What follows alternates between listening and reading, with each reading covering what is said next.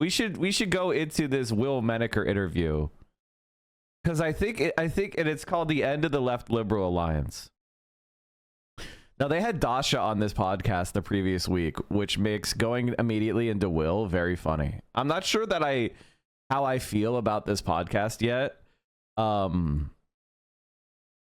think I think it's too online. And I hate to say that as a person who's very online, but it kind of feels like the vices of the online left kind of turned up too high. Of any kind of left liberal alliance. Who do you hate? Who are you angry at? It is the end of any kind of left liberal alliance in American politics. Exactly. There's no hope in changing the Democratic Party from within. Is woke over?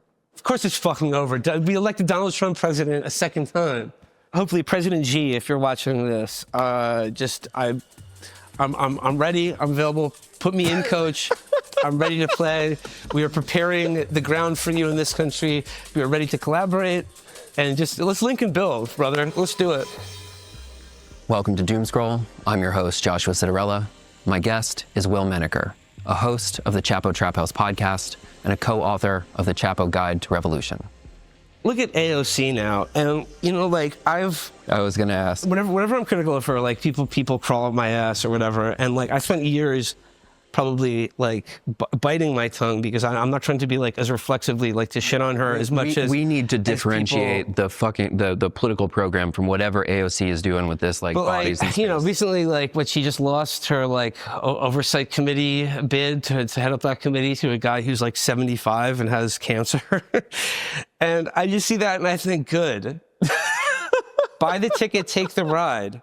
Because this By is the way, I agree with this. It's not that I want to root. I don't think it's good that AOC is bad at this. I personally don't think it's good. I don't spend my time hyper focusing on her. But the reality is she's leaning much more into Elizabeth Warren 2020 than she is Bernie Sanders 2016.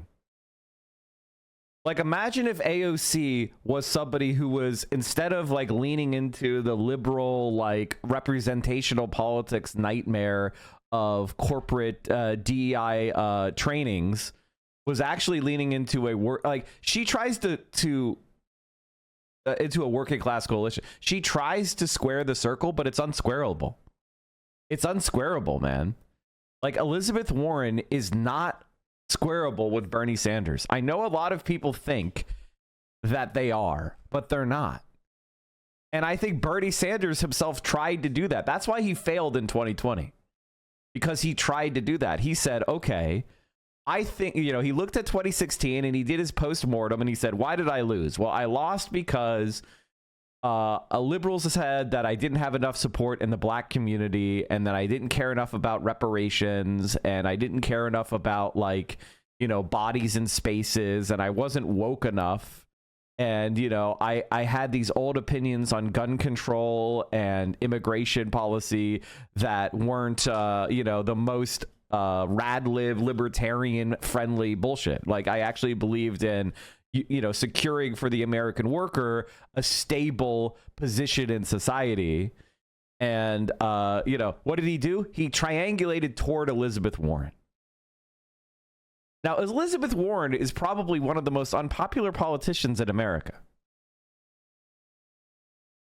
I don't think Elizabeth Warren is going to last. I think she might lose her next election, quite frankly, in Massachusetts. She was a snake for Bernie Sanders. Her entire purpose in 2020 was to split the progressive vote.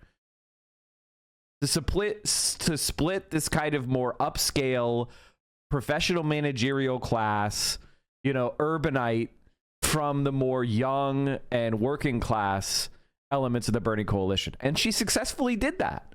She split the progressive vote. She grabbed a bunch of people that were Bernie Sanders 2016 supporters. And she diffused them. She split the coalition.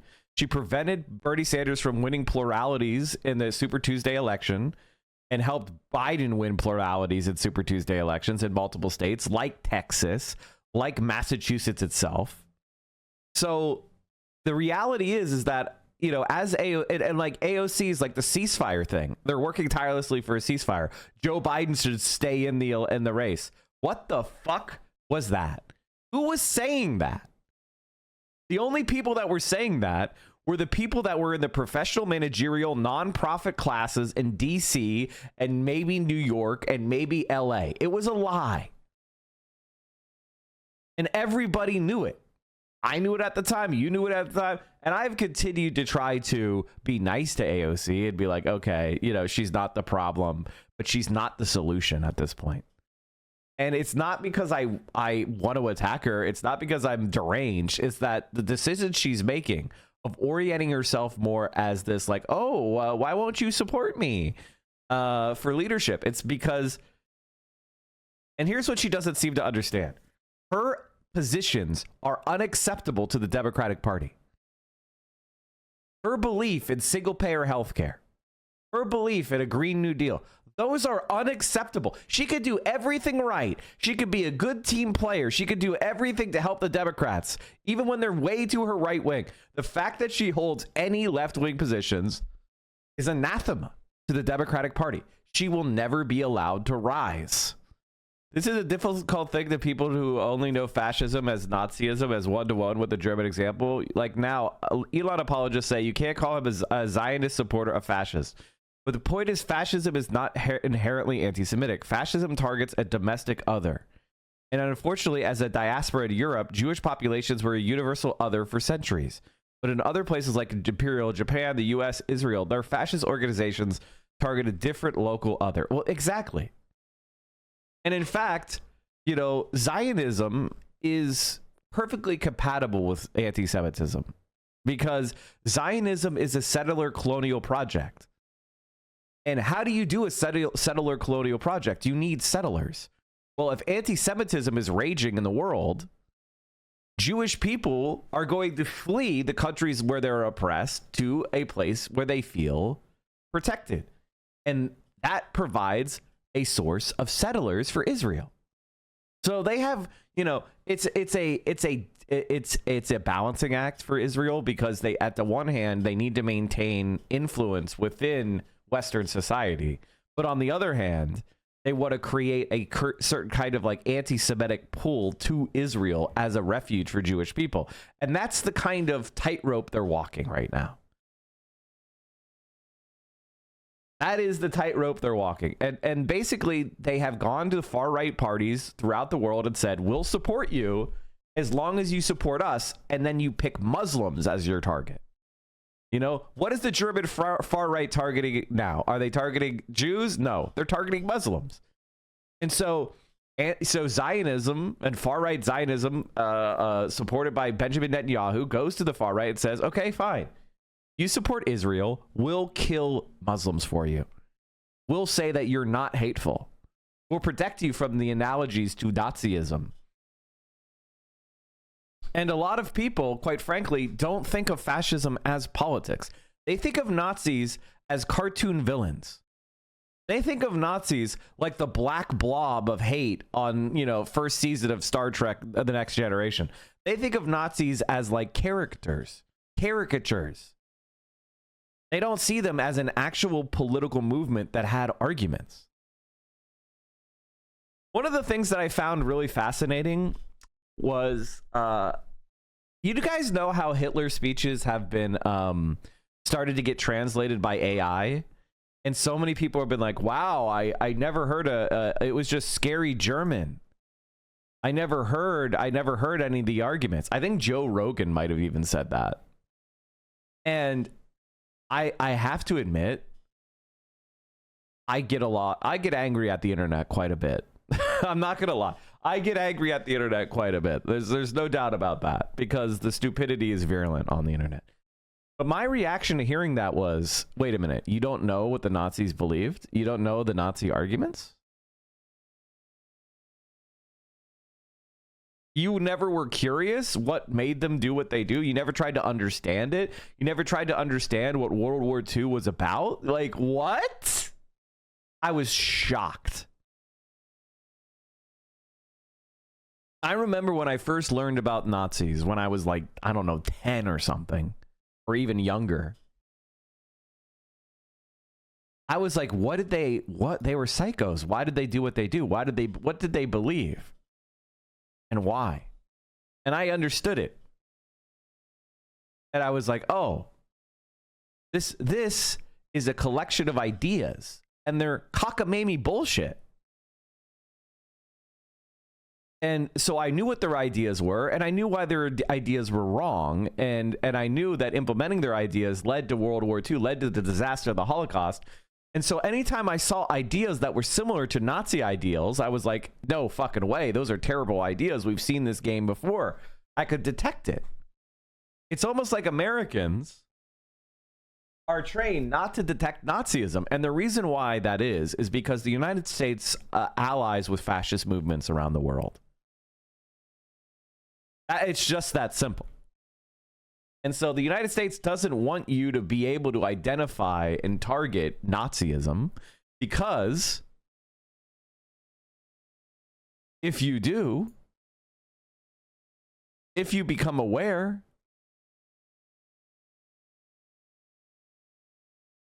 you'll be able to disrupt what the American state is trying to do in foreign policy.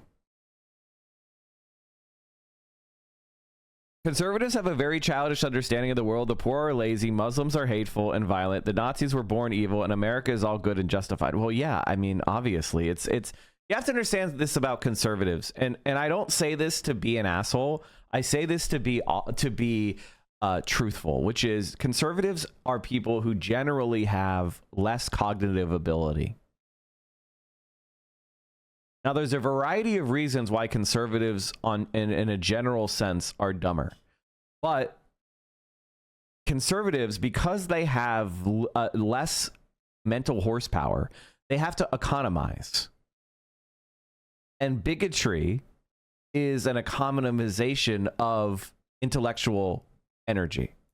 You put people into boxes, and you can process how to react to them very quickly. I mean, this is just, it's just a fact. And it's well studied.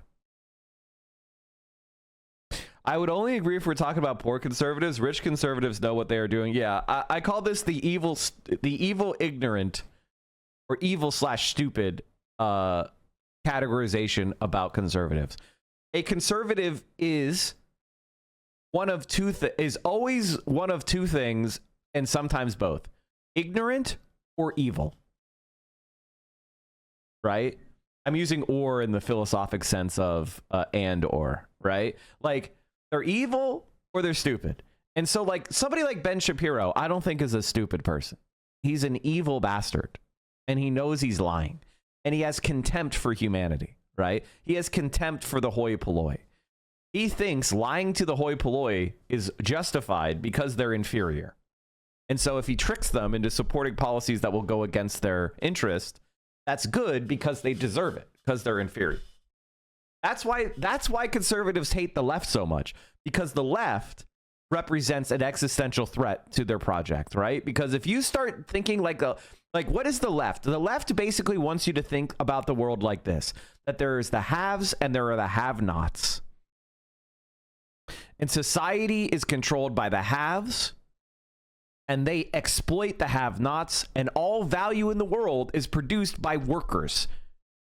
And our system discourages and exploits the worker, and it makes our lives and the world worse, and it gives to an undeserving elite called capitalists, right? Capitalists are simply parasites on the body politic and on the economy, and they don't serve a useful function. And humanity is subjugated to this system, and it needs to be liberated, right? So if you look at the world, by the way, you can look at the world like a leftist and be on the right. You know who does that? Capitalists. I mean, Warren Buffett put it very simple. He said, there's a class war, and my class is winning.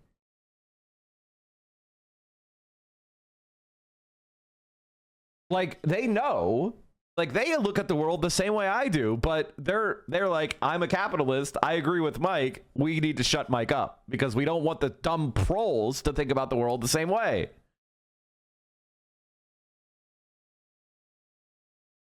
This is what you wanted. This is what you wanted. So, like, I mean, and yeah, it was her on stage at the DNC saying they're working tirelessly for a ceasefire. Give me a fucking break. That to me was like that. That was. I mean, like, it's just like I rooted for her when she first got in office.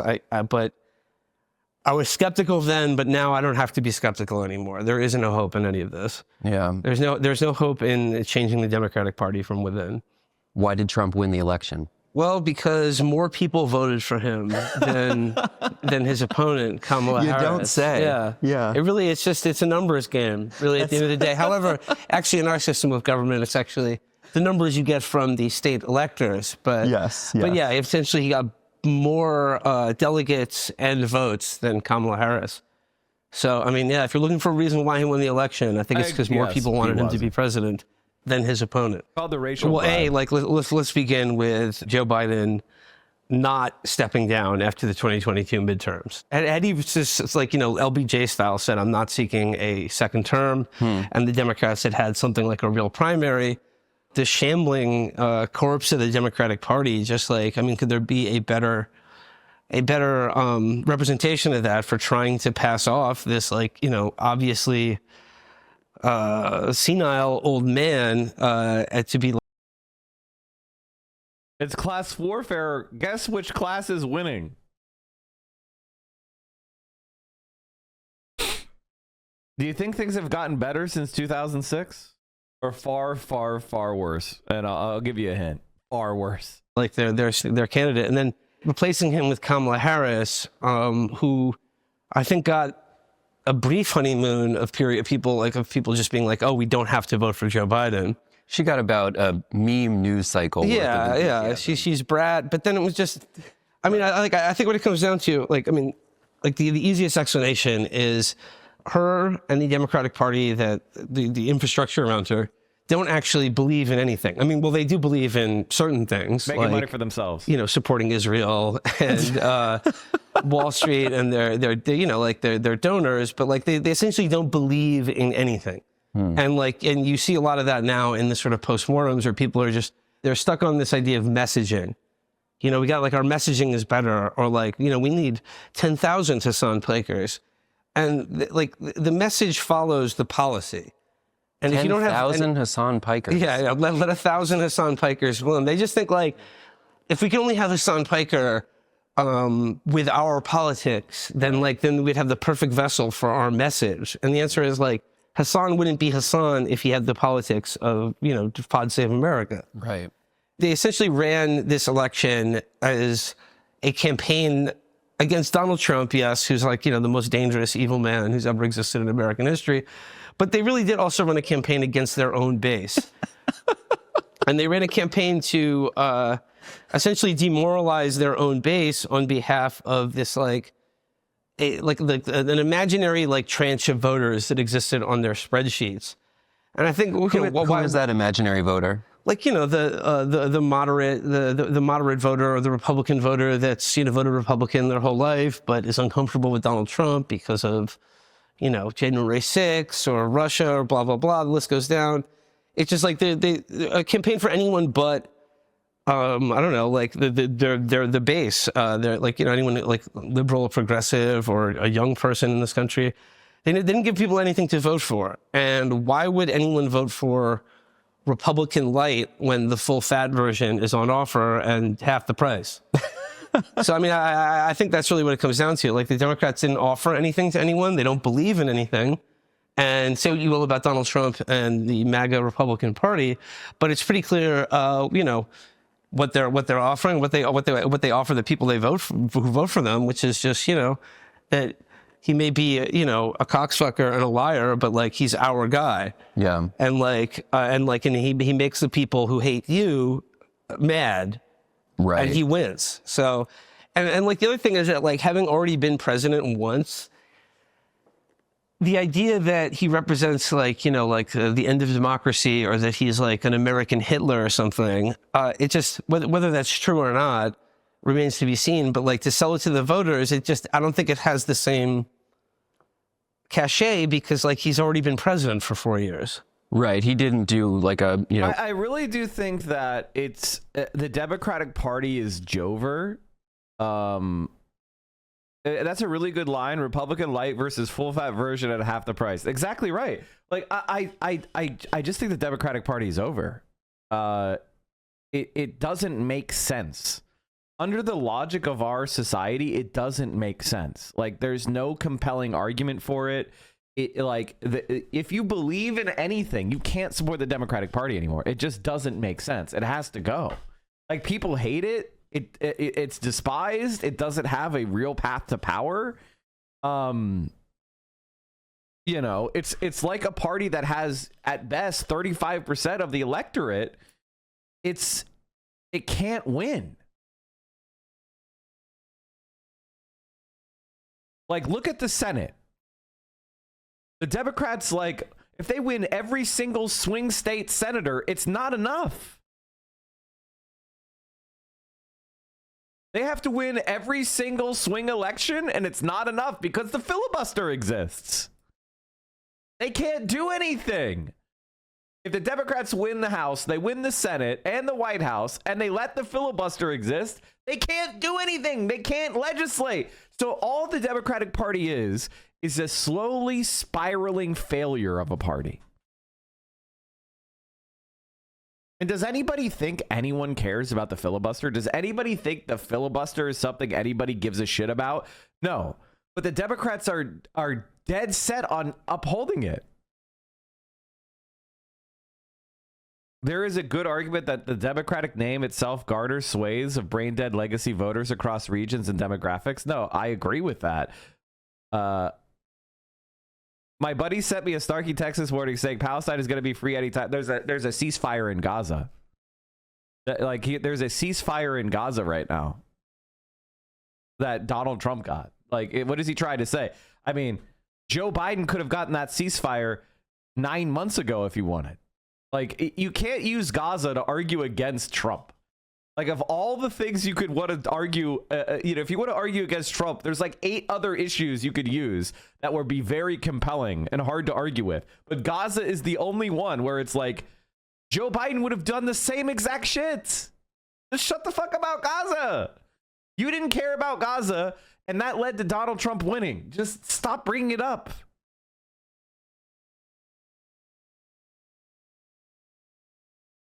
The Democrat Party has become a fundraising grift. They raise money, they funnel that money to friends and donors while running, and they have no intention to actually win or rule. It's just to raise money. Yes. How does the left make the final push to completely topple the Dems? The answer to that is there needs to be a number of former Democrats that abandon the party. I think that 2026, after the 2026 election, is the best time to do it.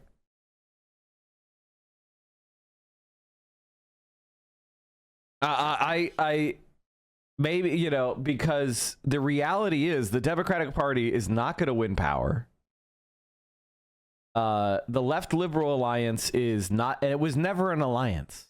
It was never an alliance. An alliance means that both parties give and take. What was the give from the liberals?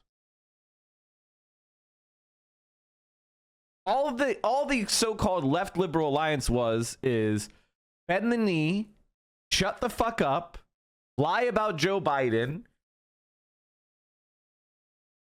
and we're going to try to defeat you every single primary, but when we fail, we're going to count on your vote for our terrible fucking policies. There was not even an alliance in the first place. And then when the libs are defeated, they're going to blame the left. Oh, I can't believe you're part of my coalition. That's why people hate me. And it's like, what's the point of this anymore? A horrible genocide in the first term. So maybe that's not going to happen in the second. Yeah, exactly. Well, actually, it is going to happen in the second, but not here. Well, unfortunately, it was Joe Biden who did that in his first term in office. The two-party system has just people are just sick of it. People are tired of politics. And Donald Trump is entertaining. He's the guy on TV. And if he's your guy, you get to see him on TV and you get to see him winning and winding up the people you hate. Right. And, it just comes back to like Kamala Harris and the Democrats. Like, who do you hate? Who are you angry at? They're angry at Donald Trump, but like, I don't think that like a guy who's already been president and like outside of the, committed MSNBC watchers, I just don't think that like it's a force that really the people connect to too much in their daily lives. There's also margins among, as you mentioned, the traditional constituencies of the Democratic Party, of young people, people of color, the working class. Just like here in New York City, just like at Queens. They're all leaning more and more red. The only group that actually broke for Kamala more this election than last election was old white people. Really? Yeah. Was older white people. And like, that was who their message was for. Wow. So I guess it worked in that regard. Yeah. But like in doing that, they happened to alienate just about everyone else in the country. Right. There's talk of political realignment, as people describe it. I have some skepticism towards this. There's the emergence of what people call the new right, this GOP support for labor. And within that, there are various constituencies, some of which have important disagreements with each other. Okay, and I'm gonna keep repeating this so that everyone hears it. If you think Joe Biden was pro-labor, you're fucking worthless. He had a couple people that got in the National Labor Relations Board, probably recommended by Bernie Sanders and Elizabeth Warren, that did some minor tinkering around the edges. He went to a picket line for a photo op after he was threatened with not getting an endorsement. Like, he's not that pro-labor. And if you actually look at the numbers, unionization rate hit a record low. Just shut the fuck up about this. This is online. Oh, I saw a tweet of him. This is not real analysis. Just like, quit it. Global economy could face 50% loss in GDP between 2070 and 2019 from climate shocks. Okay. Not my GDP in 2070. Each other. How do you understand this emergent faction, this group that people call the New Right? I don't take any of the political commitments seriously. Like, I don't think we're going to see. Fucking joke. You're a fucking rube if you think that the Republicans are going to do anything. They had 8 fucking billionaires on the dais. Most of them are huge union busters. Either Elon Musk is a huge union buster. Jeff Bezos is a huge union buster. Like, what are you talking about? It's all a joke. Like, it's a rube. It's for rubes. It's for right-wing conservatives to be like, see, they care about the working man. It's all posturing, but those dumb fucks aren't going to go and read the policies. The policies are coming from the Heritage Foundation. The policies are coming from the most fetid swamps of DC. These are not working. Like, if you believe in the populist right at this point, honestly, I have a really important organization that I think you should donate to. It's called My Bank Account, and I guarantee a 2-to-1 return if you give me all your money. This is parody. Parody, chat. A new right that is, let's say, opposed to American empire or for the working class outside of, their political branding. But like, I understand it as a phenomenon that is, if Donald Trump has done nothing else in his, time as the dominant political figure in this era of American history, I think like the thing he's done that's going to have the most long-reaching effects is that I think he has severed in the popular consciousness like the association between voting Republican and like wearing a suit and tie every day. Right.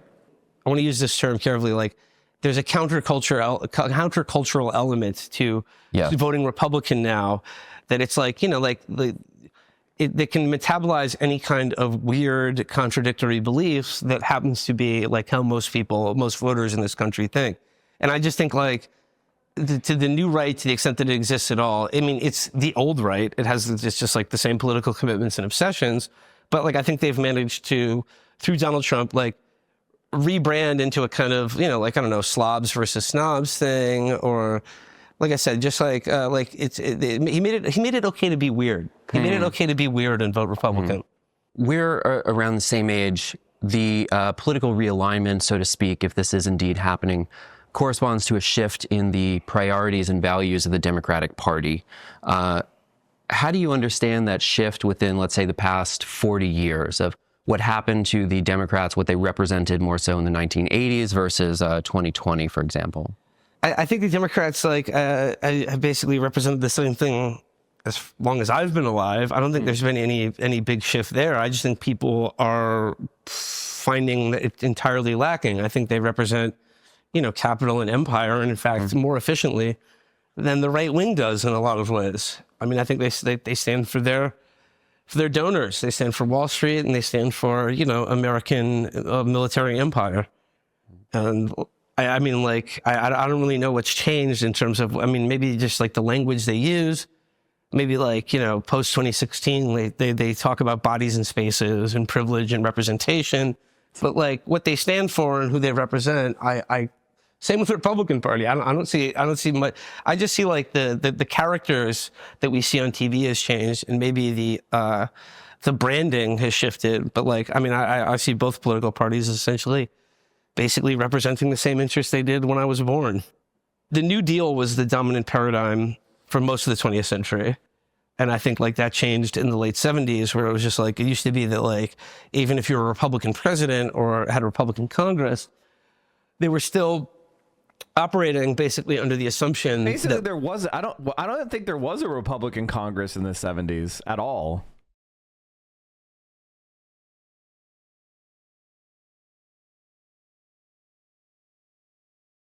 People for the long time, everyone puts this idea. Republicans never controlled Congress at all the entire decade of the 70s.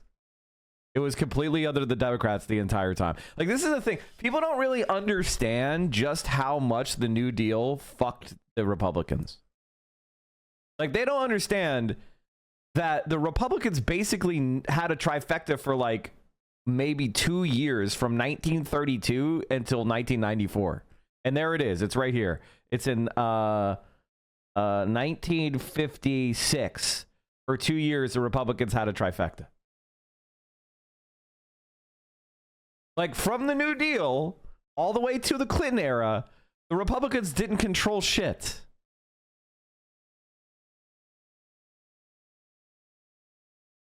Now, you could say there were a lot of conservative Democrats in there, and there was liberal Republicans, and it wasn't so clean, and blah-bitty, blah-bitty, blah. But the point is, the New Deal coalition changed American politics. Democrats almost had 80% of Senate seats during the New Deal. Look at this shit. The New Deal and what it created, and the idea of a big government, or a government that intervenes in the market on behalf of its voters, is you had to play by those rules. And then by the time I was born, that was pretty much done, and we've seen a steady erosion of the very idea that that there is anything other than the market in our society. And I think both political parties are reflections of that ideological and economic system. Yeah. Who represents the interests of labor now? Podcasters. That's podcasters who are more, who work Carhartt. No, the labor unions, to the extent that they still exist in the private sector, and more so in the public sector. But workers themselves, it certainly isn't any political party in this country. And I think one of the things is and I know that people aren't gonna like hearing me say this, but I think it's the truth, so I'm gonna say it anyway, which is, people are too comfortable or too busy right now. It may not be that people are actually comfortable, but they're too busy. They look at the world, they think, well, if I work 70 hours a week, I'll be able to make it. And so they're putting their nose to the grindstone, and they're doing it. The unemployment rate is relatively low. The stock market is going up. Housing prices are largely going up. You know, things are fragile, but they're holding together. If and only if there is an economic contraction, will people start being shaken out of their conformity to the system? That's the reality. Is like, I'm not saying we need to wait for a crisis, because what we need to do is set up the institutions. And this is what we need to do. We need to be prepared for a moment when the current political consensus becomes discredited. And it will be, because they're not setting up anything to make it stable, right? Like, they're not putting in systems to prepare for asset crashes, right? They're not putting in systems to protect from the environment. They're not hardening us from climate change. They're not preparing us. And even if they were, the systems are not strong enough. They have systems. It's called buy the dip. Well, you can only buy the dip if you haven't gone bankrupt from the highly leveraged purchases and bets you've made in the past. You don't think they're using leverage? You don't think you think they're all liquid? These motherfuckers aren't liquid.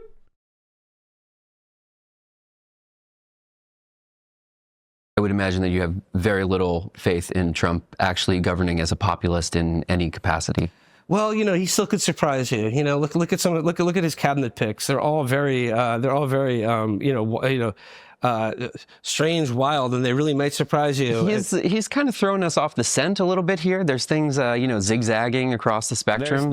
There is not. This is dope shit. This is legitimately, like, this is my problem with like the Doomscroll podcast and like these kind of like post left people, or more accurately to call them post dirtbag left.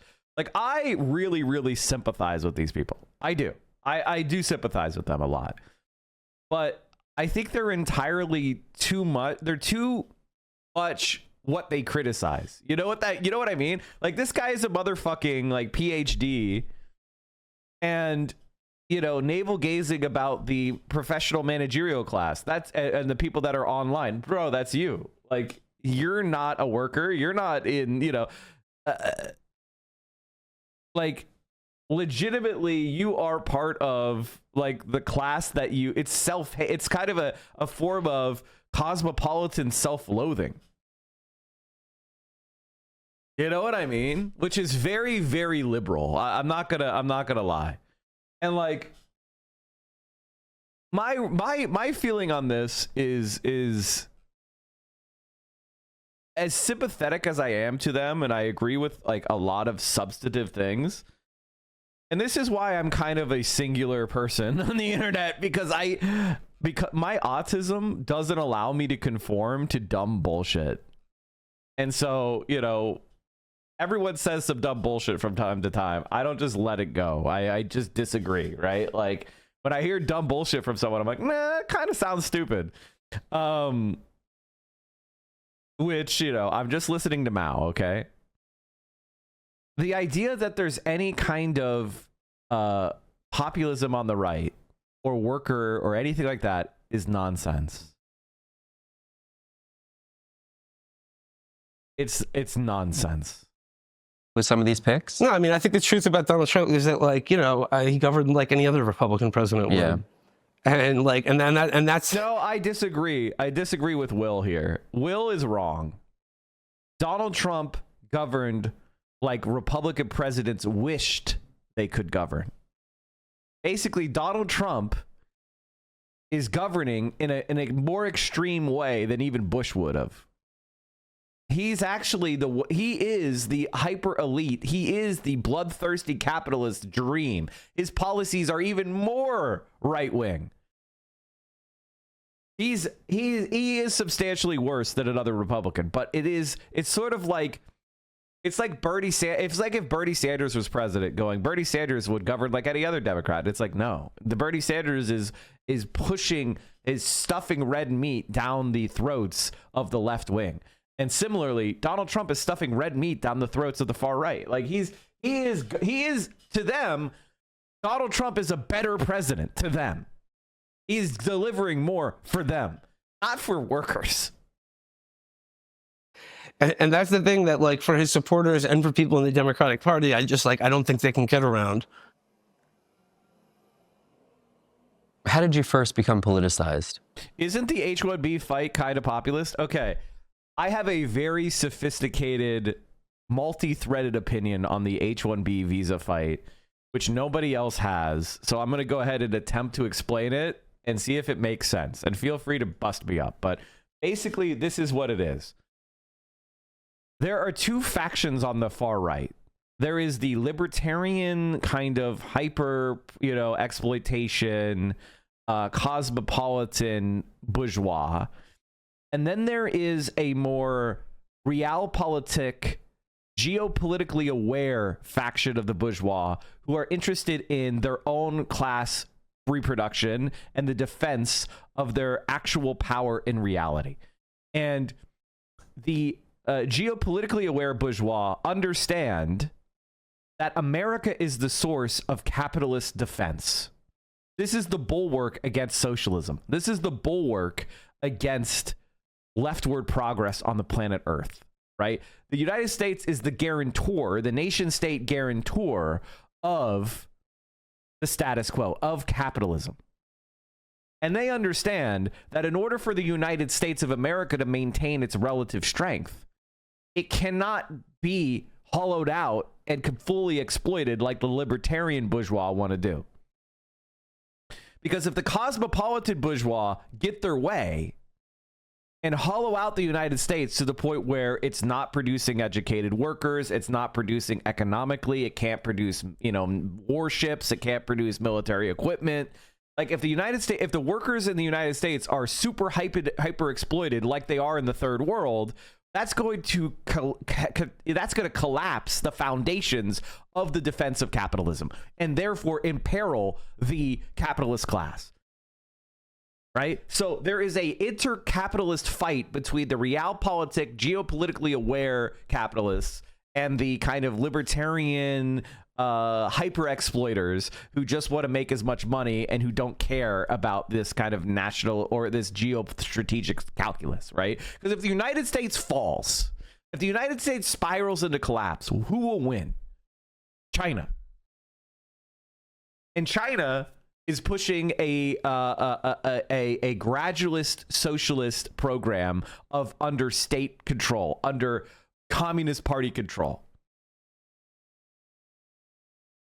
That's going to result in 1,000 flowers blooming and the capitalist class being subjugated politically to socialism. So they don't want that. They want to contain China. They thought that they could corrupt China. And I'm not saying China is perfect. There's plenty of billionaires in China. There's plenty of exploitation in China. There's plenty of domestic policies I don't support. China is nowhere near the state that I would want to end up at. Okay? But at the same time, they're doing a lot of things right. They're doing a lot of things wrong, but they're doing a lot of things right. What is the United States doing right? Nothing. Literally nothing. So, you could look at China and say, wow, 30,000 miles of high-speed rail built in 20 years. That's incredible. That's insane. Fastest high-speed train prototype just developed 2 weeks ago, going 450 kilometers an hour. That's insane. Investing $600 billion in renewable energy last year, constructing 70% of the EVs, 90% of the lithium-ion batteries, 95% of the solar panels. Like, wow, that's incredible. Graduating 6 times the number of engineers than the United States did last year, and twice as many PhDs. Like, they're doing some things right. Now, they're a developing country. They're behind the United States in a lot of important ways. They still have hundreds of millions of people that are in underdeveloped rural regions. They have income inequality. They have, I think they're too closed in certain aspects of political dissent. And there's a lot of criticism. I didn't like the oppression they did towards Xinjiang and the Uyghur population. Like, I have criticisms of China, but they're substantive. What is the United States doing right? I don't know. Like, I grew up in a, upper middle class liberal. That was Matt Christman. Matt Crispin talking about the Don't Be a Pussy versus Don't Be an Asshole party. That's back from 2021, I think. Family on the Upper West Side of Manhattan. So, politics was, always something that was like discussed in our household. I would say, like, in terms of what like severed my belief that liberalism or that the Democratic Party was really on my side or like represented the things that I believed in was definitely the Iraq War and the entire war on terror and like the Bush years. Right. And it was seeing like, not just like pretty much every Democratic politician, but also just like all the organs of what I thought was like, the respectable liberal media, be it the New York Times or the New Yorker, or just all basically get on board for like George W. Bush and the war on terror and invading Iraq. Yeah. And then like that to me, when I was like, okay, like something about what I believed is incorrect, or it's just not adding up, or like these people are not on my side. So if anti-war sentiment is kind of the catalyst for becoming politicized in some capacity, in which direction did you go? What kind of material did you seek out? In college, I guess I just started like seeking out voices that were, had been branded as heretical or critical of liberalism, like, like Counterpunch, for instance, like Alexander Coburn. But for me, it was kind of like the political blogosphere back when that was a thing, back when people had blogs. And it was just like, I don't know, just finding the opinions of people where I was just like, I read them and I was like, oh, this person's talking sense. Or like this person is kind of, I don't know, cracked open a horizon of like, yeah, it's okay to hate Democrats and the people who vote for them. So in some capacity, you are politicized by the alt media of the time. Yeah. Yeah. That's happening a lot now on the internet. I've interviewed a lot of young people over the past few years who have become politicized through memes and videos and podcasts and basically moving through social media networks. But the affordances of that digital space are quite different than the blogosphere of previous generations, where in an attention economy, people will often comedically or satirically overstate their political positions. Right. And it can be hard to tell what someone means for real and what someone means as a joke. And by the way, this is a tremendous advantage to the right wing.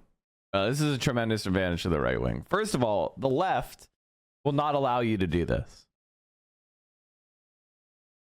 Like, if I do this, I'll be labeled a tanky, and, I'm not able to make satirical or deadpan statements. There's this sort of anarchist whiff of inquisitorial speech monitoring. There is this kind of id poll oppression stacking, well, I disagree with you, but I am X, Y, and Z oppressed identity, and if you disagree back, you are a X, Y, and Z bad, thing, right? Also, the right doesn't really care about truth. Ironically, the postmodern conservatism is without a doubt the era we've entered into, which is, I don't know if I believe it until I see how the audience reacts. This is how conservatives are now, right? Like, a conservative will go up there and say, kill all the trans people. And then you'll be like, oh my God, that guy's a fucking genocidal maniac and a piece of shit. We should arrest that guy. I'll be like, that was a joke. I'm sorry you can't handle a joke. But if the audience is like, yeah, we really should fuck with trans people, then it becomes their position. It's a continual, Schrodinger's position, Schrodinger's jokes, really, with the right. It's a joke until it's not a joke. If it needs to be a joke to save their ass, it's a joke. If it's not, if they can get away with saying it, then it's not a joke. And so the audience also, and this is the other part of it, the audience gets to believe that the person speaking agrees with them on anything, because when they disagree with it, they'll self-convince it's a joke, but if they agree with it, they'll say it's not a joke. And so you have this situation where nobody knows what each other actually believes. but they're still collectively together and bashing outsiders. And there you have it. That is the key element of, that's why, like, it's kind of embarrassing to think the far right populist shit is real, because you're saying, you're kind of letting yourself, you're telling on yourself that you don't understand this kind of like postmodern conservatism. You are being convinced by shit they don't believe. Go read more Adrian Zenz. Oh no. Are you sure a German far-right guy who is a committed anti-communist and has never set foot in China is the best source of information about China? I don't know. I think he might be a little bit biased. Sometimes they themselves may not be sure. I'm graduating from university this spring and want to know if you have any advice for someone to build leftist institutions as full-time work. Unionjobs.com is a good place to look. There is I also had another, I had like, fuck, I can't remember. I had another job posting thing I used to know about. I can't remember it right now off the top of my head. But I would highly suggest that you would look for positions there. Entry level stuff is pretty good. Unionjobs.com. It's not very complicated.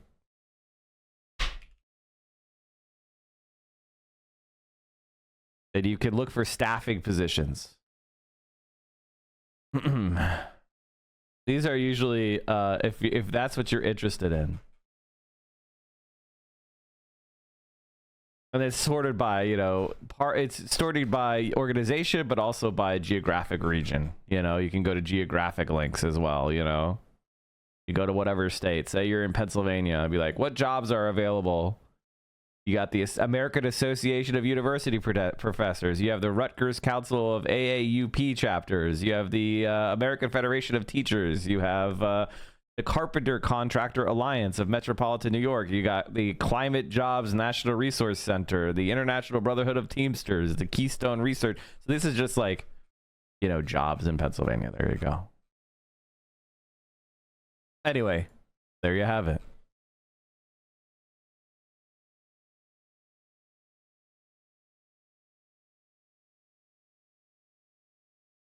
What do you do if you unionize to just close all the warehouses? Well, I mean, that kind of shows you. That's actually a really good question. The answer is they can't close some of them.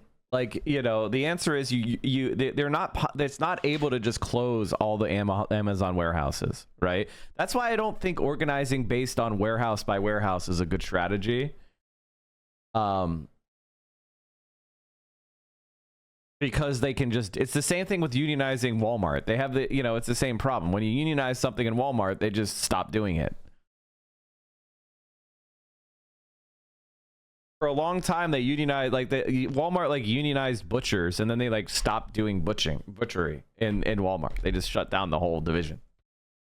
It's what you're really saying is, Mike, our labor laws are really bad and can be exploited. Yeah, no shit. Why do you think I was pushing for labor law reform? How do you understand this media ecosystem? When do you think that someone needs to be taken seriously? When do you write something off as a joke? How do you parse this media landscape? I mean, obviously, this is something I'm guilty of as well. So let me examine myself for the minute. Obviously, humor and through the guise of irony or hyperbole sometimes is just simply how I kind of understand the world and can kind of metabolize it and communicate what I think to be true about it. That being said, if someone's not, for to a mass audience, I kind of feel like if someone's not in on the joke or kind of fluent in the lingua franca of kind of online politics or humor, then that does become a question about what do you actually believe, or should I take this seriously, or are you just trying to wind people up for attention? Yeah, I think something is worthy of being taken seriously if you think it's funny.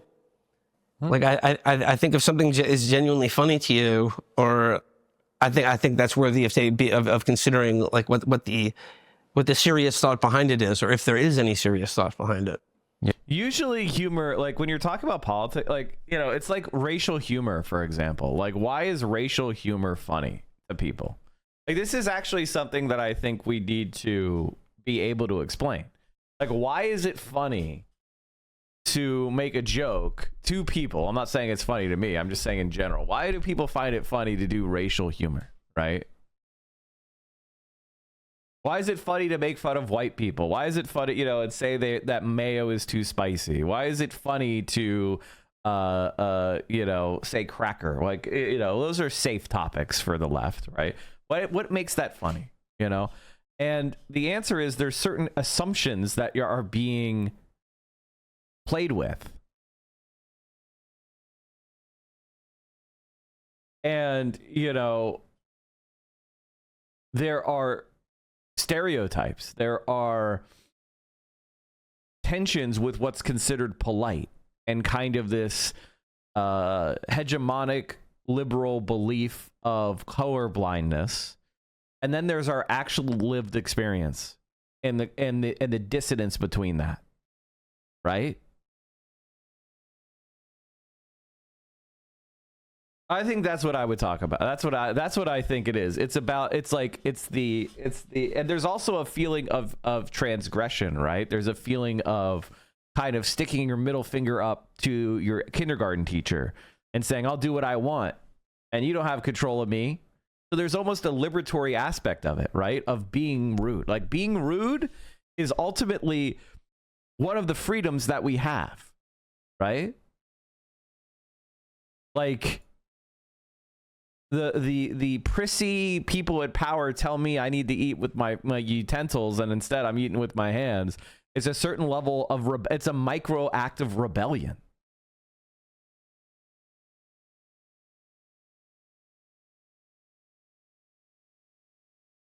Yeah. Whether it's, you know, art or politics, I think like part of becoming, I don't know, like a mature or sort of self-confident in one's own beliefs is the ability to credit one's own like sense of taste and opinion.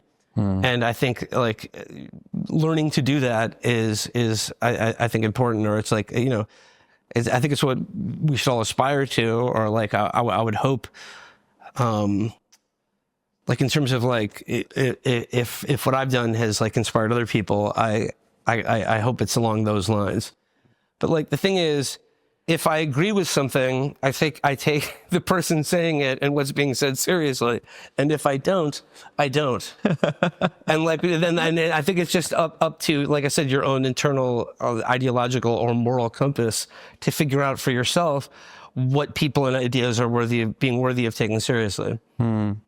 Well, it's impossible to mistake that a lot of the alt media ecosystem is dominated by comedians, like literal stand-up comedians, right? And there's some truth to this, that comedians can say truths that the rest of society can't.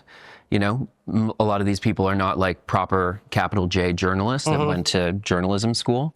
And there's something about like this approach and being able to satirize, you know, the kind of absurdities of our contemporary culture that resonates with a lot of people. Is that, though, a better way for people to become politicized compared to the maybe zines and blogs of the past? When I used to work in the publishing industry, when I was an assistant editor, and I had to read like, you know, manuscript submissions and determine like, do I want to bring this to an editorial board? Do I want to tell my boss that this is worthy of taking a look at? Like what would get me past that first 2 pages, or like the 9 times out of 10, like the thing that would get me to a yes would be, does this make me laugh? Yeah. Do I discern a sense of humor here? And I think whether it is like, you know, in that guise, or in making or advocating for a political point of view, or making a political point, or assailing one, I think if you can make someone laugh, I think that's like, that is so much, I think that's just so effective in kind of in communicating the point you're actually trying to make to someone. And I actually agree with this completely, But I think there's too many political comedians. And so I haven't been focusing on it. But sometimes I think it's a mistake.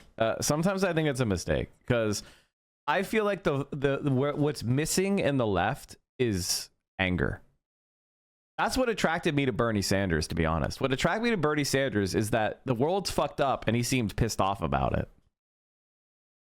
And like, what I don't think it's fun. Like, oftentimes I'm watching like political comedy and I'll say like, what's the joke?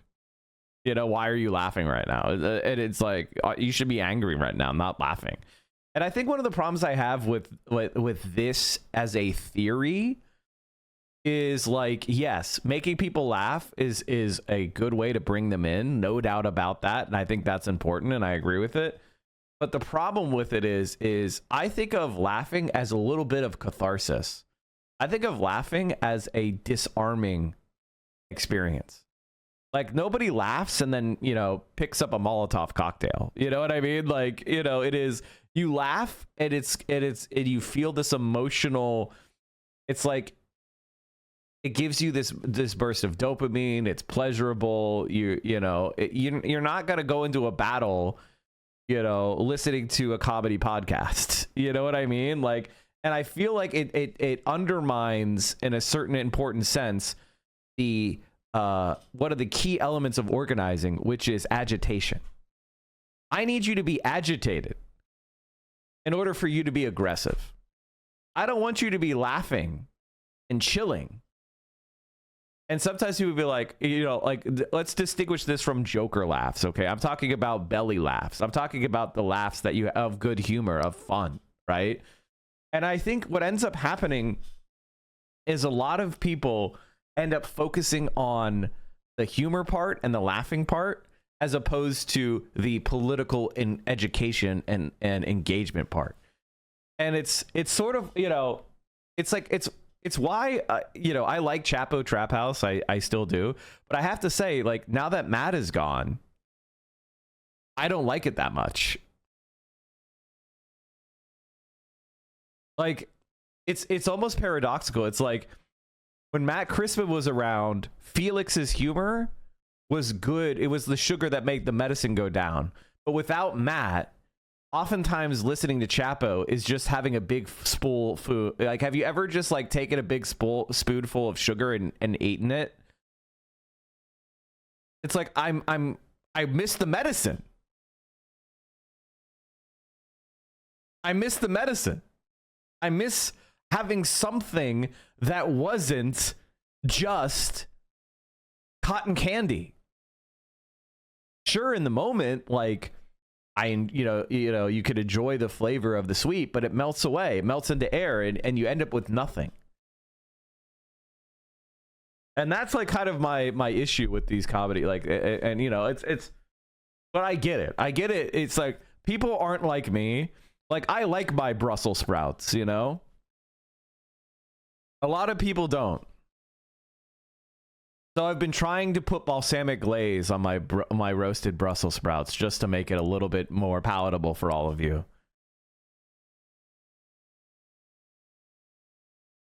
You know what I mean? You get what I'm saying?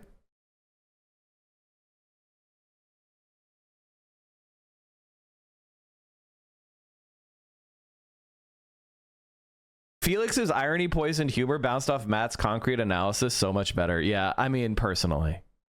And I love Matt Crispin, and I hope he keeps, you know, coming back, and I hope his recovery continues and his confidence keeps building.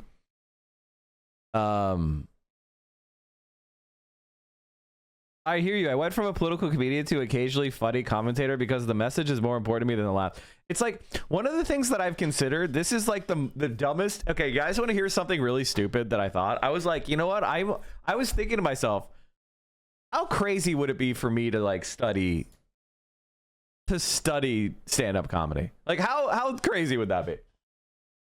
Is that a completely insane thing? But Matt is also fun. I would never do it. I'm just saying. It's like one of those things where I'm like, not to go and do stand-up comedy, but just to study it as like more of a understanding of the craft.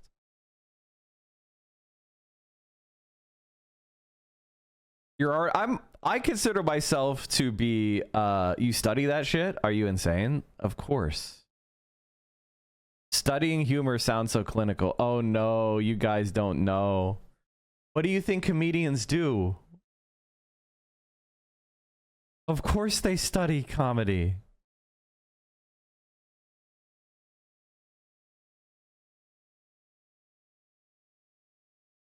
Of course they study comedy. Of course they're thinking about it. Do you think they go up there and they're just, you know, when a comedian goes and does a routine, like that's all memorized, right? That's not them just going up there and talking.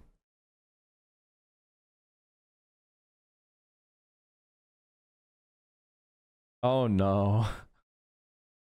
Oh no, no, no, no.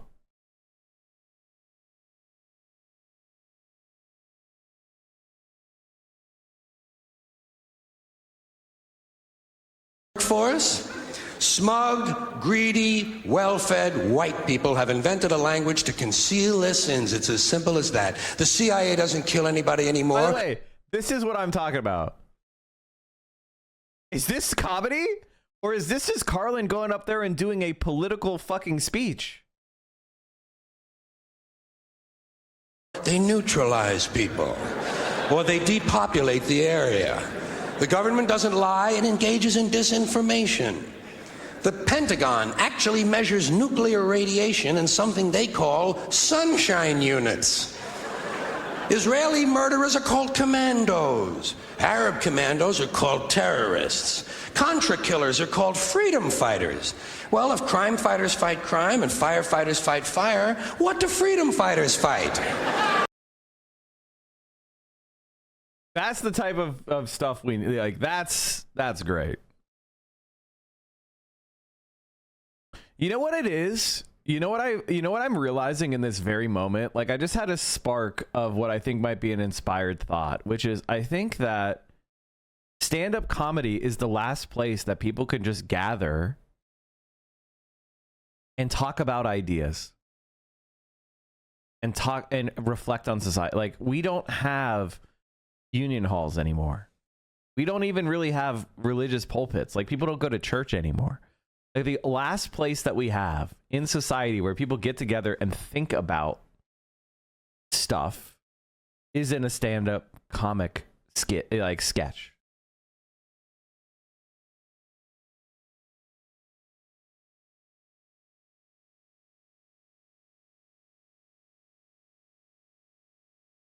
Like, I mean, streaming is the other one. Streaming is the other one. Like, I'm doing it too.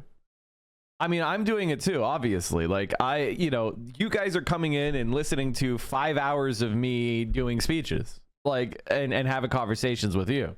Like, this is also one of the things. And like,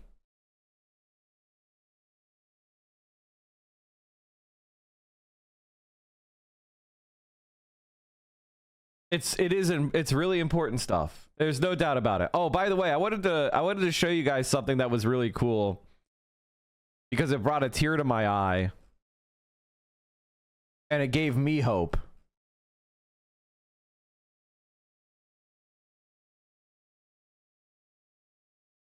People in Mexico have already received cataract surgery thanks to Claudia Sheinbaum's new plan, Seeing for Mexico, which aims to provide free surgeries to over 760,000 elders. Principal causa de ceguera reversible. I need, like, translate more. Las cataratas son en la actualidad la principal causa de ceguera reversible en México. Por esta razón, el sector salud ha puesto en marcha la Estrategia Nacional de Cirugía de Catarata, Ver por México. Equipos multidisciplinarios en hospitales de todo el país unidos por un mismo fin: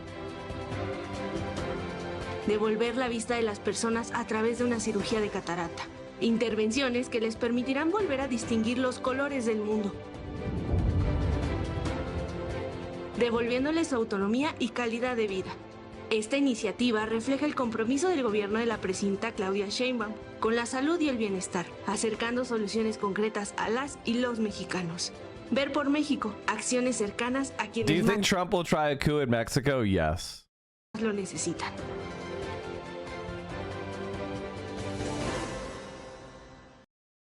Mike, I believe you're critical of the idea of third spaces. No, I'm not. I mean, here's my thought on third spaces. My thought on third spaces is that they can't be artificially constructed from the outside. Meaning, like, if I set up to build a third space, it's not going to work. It must be an organically attractive space. It has to be something that people are in and of themselves wanting to go to and exist in. It can't just be like, I need to create this space for people to blah, blah, blah. It has to be part of a integral and attractive design. It's like union halls, many of them still exist, but they're ghost towns, you know? It's because people are being attracted to somewhere else. Gobierno de México. Pon la plataforma. Gracias, Ramiro. Para que la gente conozca. Okay, do you see what's happening here, chat? Claudia Scheinbaum is doing a stream. This is a stream. And she doesn't stream as long as AMLO does. She does like 2 hours of streaming a day. AMLO used to do 3 hours plus. She's doing a show every day. She does a stream. And she says, what are we doing? What are we working on? Son operaciones gratuitas, intervenciones gratuitas en la estrategia Ver por México, que es para todas las personas que requieren una cirugía de cataratas. cataratas.atdt.gov.mx para que puedan acceder a su cirugía de manera gratuita, trabajado por especialistas. And by the way, this is really good for a variety of reasons. One, it lets you get your message directly to the people without letting the centrist corporate liars spin things and editorially remove stuff they don't want people to see. Two, it forces her to become a good speech giver. It forces her to be capable of communicating. It allows, the other thing is, three, it lets her test out different messages. What messages are hitting? What messages aren't hitting? She gets instant feedback. And four, you get to connect people with the fucking leader in a way where they respect her, they listen to her, they're used to her voice. She's not just some mysterious person that other people create stories about. It's a person that you know. At least you think you do. And so this is the type of shit I'm talking about. This is the type of stuff you need to do. Now, the other side of it is there's going to be clip chimps. You know, there's going to be people that try to take things out of context. There's going to be, you know, so you have to be tight. And somebody said she's like Mr. Beast. She's like 760 Mr. Beasts. 760 Mr. Beasts. And that's the power of a state, by the way. If you don't mind me bragging, Thailand has public housing policy now. That means they created universal health care, legalized weed, legalized gay marriage by passing a law, and have reformed housing policy in 20 years, while America has technically done none of that. And we had to deal with 2 military coups during that time. The Housing for Thais project. Yeah, this is really cool. Claudia is also building 1 million homes as well. Which of the two candidates we had in 2024 made more people laugh? Well, Donald. Well, I mean, I don't know. Actually, that's hard to say because Donald Trump is more like a consciously funny person than Kamala Harris, and like, you know, I mean, I think it's like probably his most effective political skill is just his ability to, you know, riff more or less unscripted for hours at a time. I mean, shit. I remember back when we went to CPAC years ago and saw him speak at the Gaylord Convention Center, and he went out there and just talked for like 2.5 hours. I couldn't believe it. Like just solo talking. And, you know, obviously like the absurdity of it is also like, you know, like to the point you're making earlier, like it's a question of like, how seriously should I take this? Yeah. and and the absurdity of him and his humor, I think, like confuse, like it sort of it scrambles people's circuits in terms of like, oh, like he's not really serious about that, or it's part of the spectacle. It's just he's a funny character on TV, and when we see someone we like on TV and on a TV show, we don't worry, are they going to start World War III tomorrow? In 2018, you wrote a book, The Chapo Guide to Revolution. To briefly kind of summarize the vision that's proposed in that book, this advocates for a 3 to 4 day work week, universal basic services, starting with single-payer healthcare, something that I would describe as social democracy within the limits of climate change and the existing carbon budget. Most people approach this political program as being the product of running an insurgent campaign within the institution of the Democratic Party. How do you feel about that 6 years later? There is no insurgent campaign. The insurgents have been defeated. The surge worked. Right. The surge worked. And if this last year has proven anything conclusively, it is the end of any kind of left liberal alliance in American politics. And we're like, this is objectively true. And by the way, I was one of the last people that were like, listen, we got to make, calculated decisions. And then a genocide was happening. And I was saying, hello? Hey, liberals, this is against what you say you believe, liberals. This isn't me and my crazy leftism. This is something you supposedly believe in. International law, the United Nations, human universals, nation state treaties. Like, what happened? What happened? And they went all in on it. And they said, you're going to stop voting for the Democrats just because of a genocide? How unreasonable can you get, guys, huh? We've got tax credits for small businesses to get. And a lot of people were like, there were a lot of people out there, and I will never forget it. I'll be honest with you, chat. Even if you were, quote, against the genocide, but if you fundamentally were like, voting for Kamala is right, I just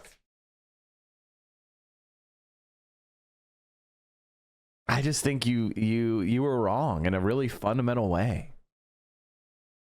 Or if you want to still pursue that, God bless you, but don't have any illusions about it, because they spent the last year doing a Holocaust in front of everyone's eyes, and have basically would rather lose an election than not do that.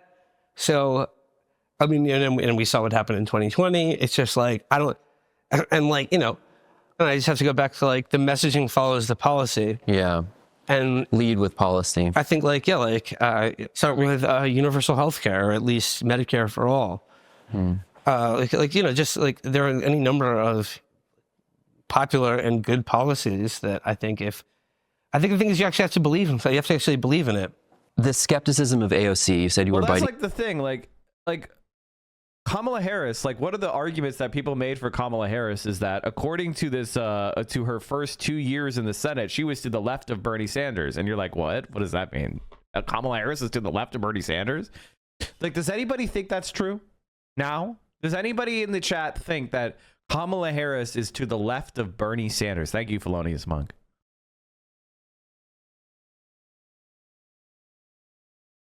But it was literally said in my chat.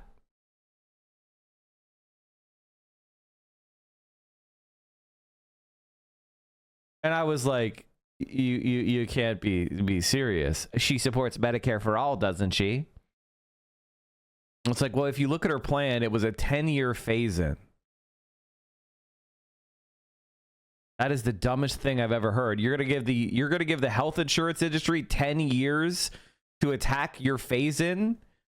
You're gonna have half the country not in Medicare for all, listening to 10 years of billionaire propaganda? Are you insane? That'll never work. And then she eventually dumped that completely when she ran for president herself.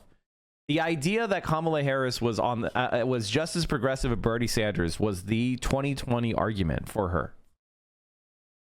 She's just as progressive as Bernie Sanders, but she's a black woman, you racist. Why do you want to push an old white man on us, you racist? She's just as progressive as Bernie, if not more.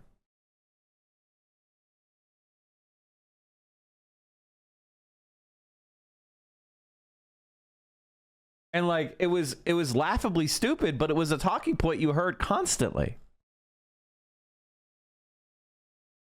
Your tongue before.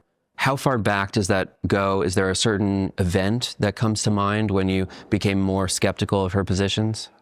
I remember being impressed by her win, and I was just like, well, better have her there. Sure, yeah. And because, you know, someone who has sort of a bit of national profile and like could articulate, for instance, like I think a politics that was in opposition to the mainstream currents of the Democratic Party, and could begin being like an adversary, but be an adversary that couldn't be easily dismissed because she has, you know, such a safe seat and also like enough national profile that if she says something, like the media will follow it. And that like, but I guess like my skepticism came from like my larger skepticism of the idea that you can change the Democratic Party by voting for them.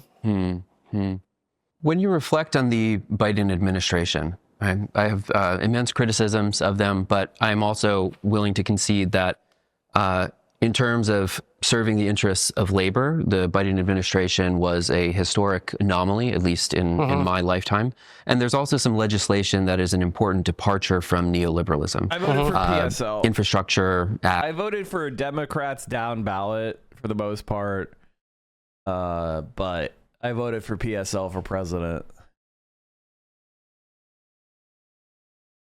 Unfortunately, you know, some very good people lost in Pennsylvania because Kamala Harris was so unpopular. Act, Inflation Reduction Act, CHIPS Act, things like this that back away from the kind of free market policies that have dominated American political consensus for the last 40 years. How do you feel about Joe Biden's approach and support for labor during his administration? And do you expect any of those policies to continue under Trump?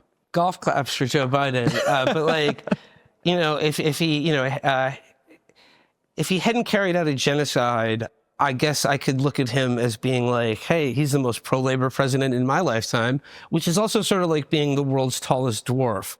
You know, like it's not exactly a high bar to clear, but I suppose I could like, I guess like, if he delivered the New Deal Part 2, or even like a fraction of Johnson's Great Society, hey, I might be able to look the other way on the Holocaust he did. But given that he didn't do that, I'm sorry, I don't give a shit. I really don't. And I think, like, honestly, like, to the extent that of like the things you're talking about, like that he did cut against a sort of like a neoliberal consensus, I think that's just a knock-on effect of how fucking old he was. Because I think he came into politics before the neoliberal turn in the 70s. So I think he just has like some vestigial, you know, like neurons, neural connections in his head that run on a different operating system. And to the extent that that's true, I'm still not going to give him credit or like congratulate him on any of this shit, because too little, too late. I mean,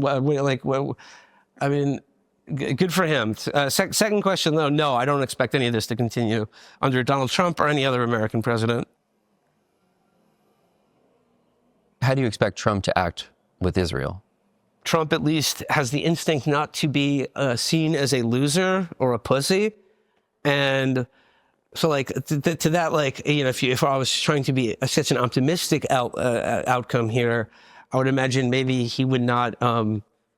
He would like for all the money we give them, like maybe he won't like Bibi just pissing down our leg and humiliating, or just like, you know, putting this country, shall we say, in an awkward position, and forget international, our own law, but just like when we say something and be like, this is America's policy, and then they just tell us to go fuck ourselves. Right. You know, like that makes us look weak.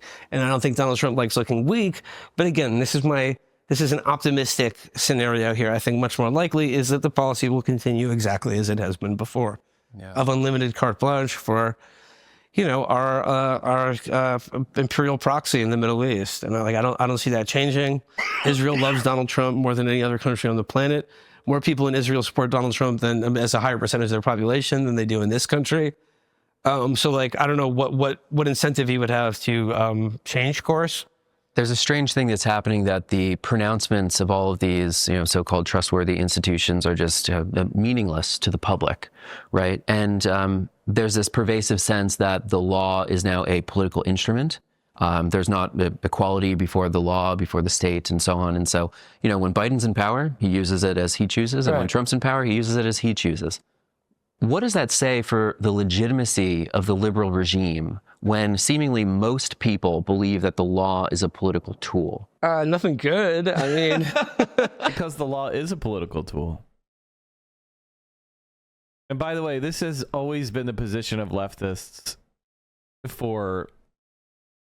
since the beginning of socialist legal thought. Once you realize the law is just a political tool, that it isn't some sort of directive handed down from the heavens on angels' wings, that it's about one class of people controlling another, then you understand that you should be using the law to help your class, which just so happens to be the vast majority of human beings on this planet. Oh yeah, this is what it's like to have an electric car in China.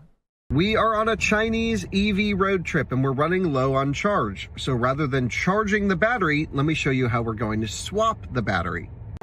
We have reached our first battery swapping station with the Neo ET7. It automatically parks itself inside of the power swap station. You can see Drew is not doing anything.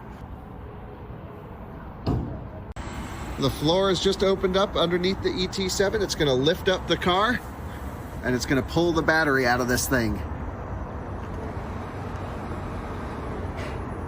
So it's lowering the battery out of our car now. So there goes the old 75 kilowatt hour pack right out. How crazy is that?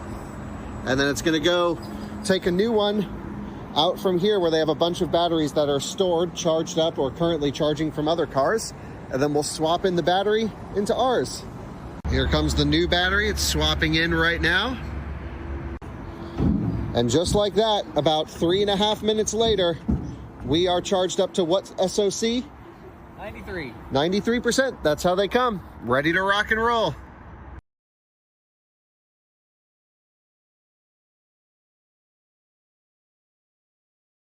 We are on a Chinese.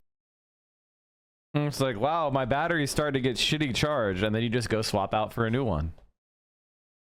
Also, if you don't own your battery, then that would make the car a lot cheaper because the battery is the most expensive part.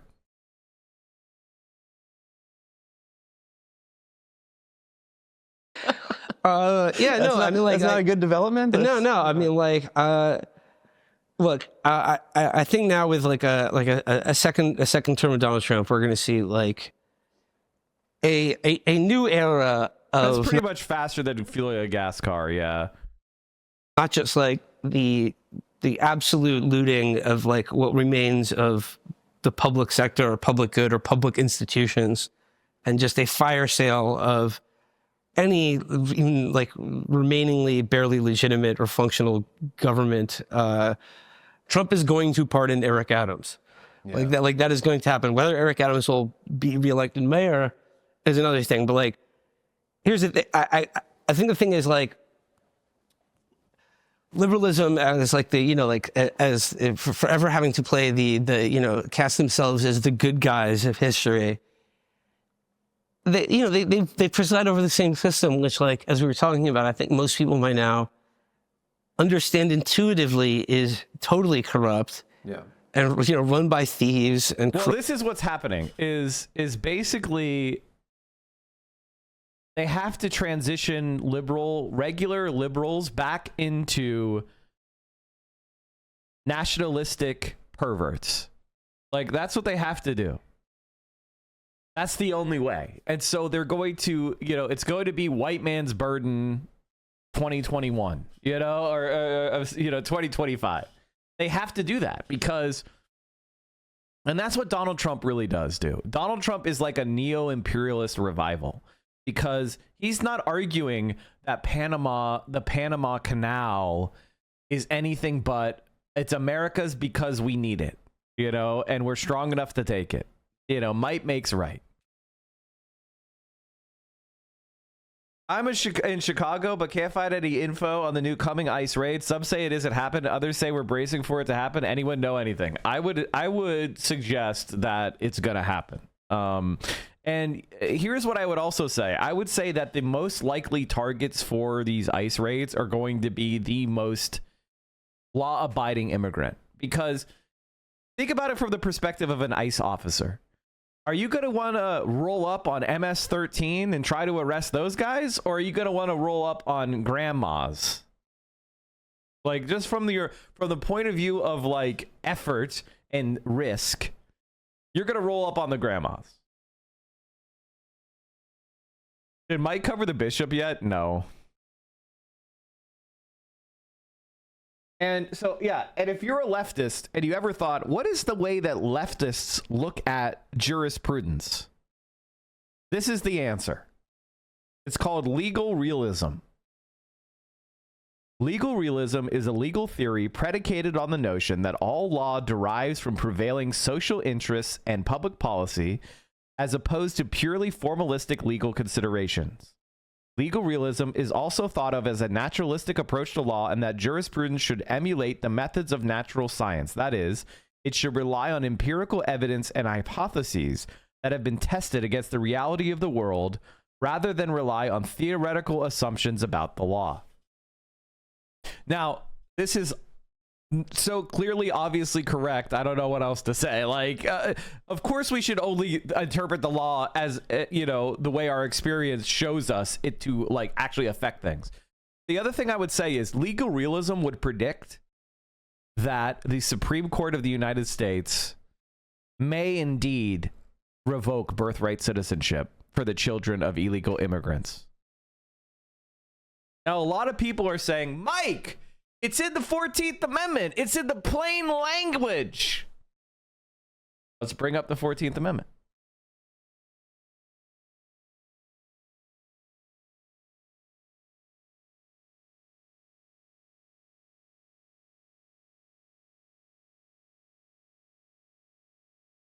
All persons born or naturalized in the United States and subject to the jurisdiction thereof are citizens of the United States and of the state wherein they reside. No state shall make or enforce any law which shall abridge the privileges or immunities of citizens of the United States, nor shall any state deprive any person of life, liberty, or property without due process of law, nor deny to any person within its jurisdiction the equal protection of the laws. Now, a couple things that I would point to you. First of all, it doesn't say deny citizen equal protection. It says person within its jurisdiction. So how does the Lincoln-Riley Act comport with this? The answer is it doesn't. So, basically the Lincoln-Riley Act that, 11 or some sort of, I think it was 9 Democrats or 8 Democrats in the Senate voted for, and 50 some Democrats voted for in the House, blatantly violates the plain text of the Constitution. That makes them enemies of the Constitution. And all of you who took an oath to uphold and defend the Constitution against all enemies, foreign and domestic, now have a number of people in the Republican and Democratic parties that are avowed terrorists and enemies of the Constitution. I don't know how you're going to defend, your oath. I'm just pointing that out. The other thing is, it says all persons born or naturalized in the United States and subject to the jurisdiction thereof. Just to clarify this for everybody, if you are within the geographic bounds of the United States, you are subject to the United States jurisdiction in a doctrine called personal jurisdiction. By entering and physically, and the only exception to this is like a diplomat who has diplomatic immunity. Okay? So basically what they're trying to do is ignore the plain and clear text of the amendment, and then there's also the jurisprudential precedent that reinforces this idea. And there's a doctrine known as stare decisis, which means basically what is the exact translation? It's like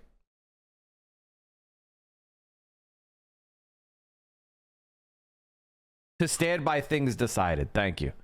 Stand by things decided.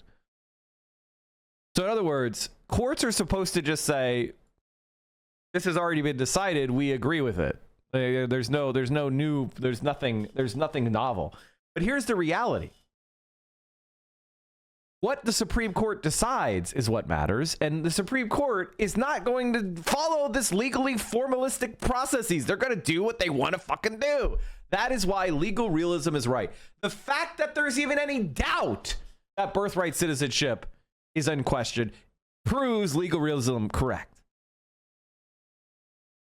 According to this theory, judges consider not only abstract rules, but also social interests and public policy when deciding a case. In this respect, legal realism differs from legal formalism. Either theory can be understood in a descriptive way, prescriptive way, or both ways at once.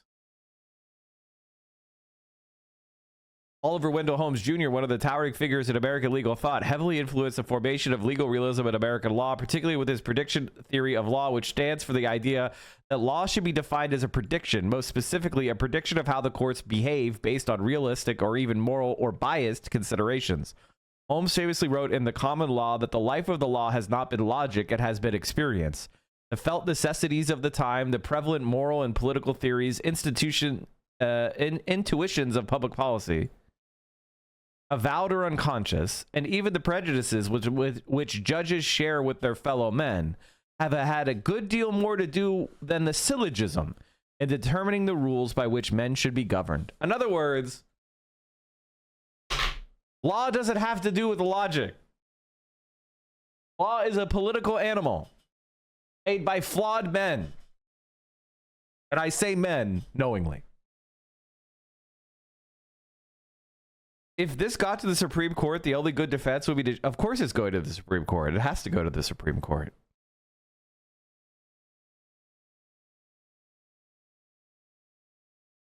Crooks and rapists. And I suppose now, like, say what you will about like a second Donald Trump term, but like, I guess even when he got elected the first time, I thought the positive aspect of it is that no one in America, no one in our government or society can really pretend to believe otherwise about who America is and who we really are in this country. And as far as like entering a new era of just like open thievery and corruption, at least they don't have to pretend it's anything different. At least you don't have to pretend like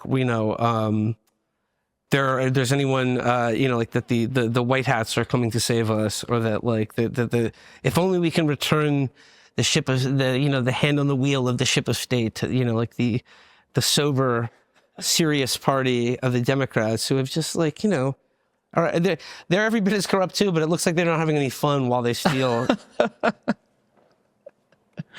There's a lot of people now who are open to new narratives, right? The delegitimation of the existing system is making people go out online, look for new descriptions of the world, something that fits their experience.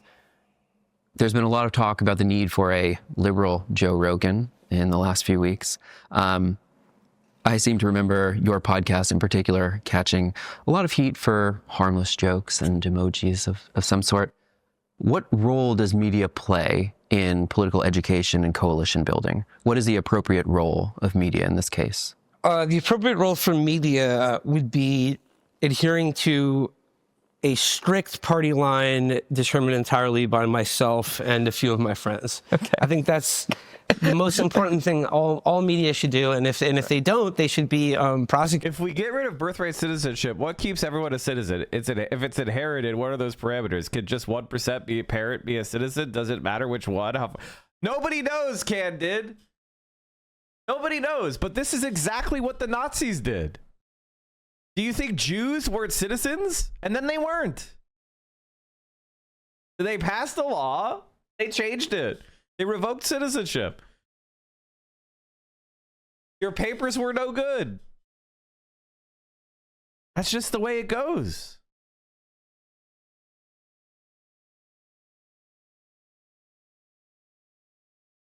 And their freedom of speech should be taken away. Freedom of speech only exists for me and people I approve of. I think like if we're trying to find a way out of this. Yeah, but all of a sudden people who never considered themselves Jewish were considered Jewish as well. Yeah, Mishlinga.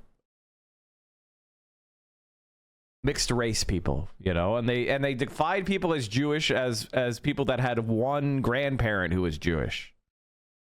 So imagine what it was like in Germany. You were non-Jewish, and you had a grandparent who was ethnically Jewish but never practiced Judaism. Maybe they even converted to Christianity. And then you were being called Jewish. And you're like, what?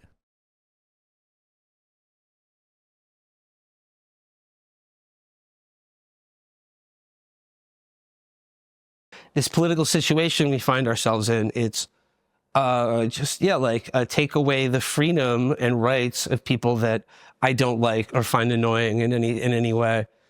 The media's traditional role has been to kind of create a consensual reality. And that consensus is now a decade into being completely obliterated. And, we're in the hour of the wolf now, so just have fun.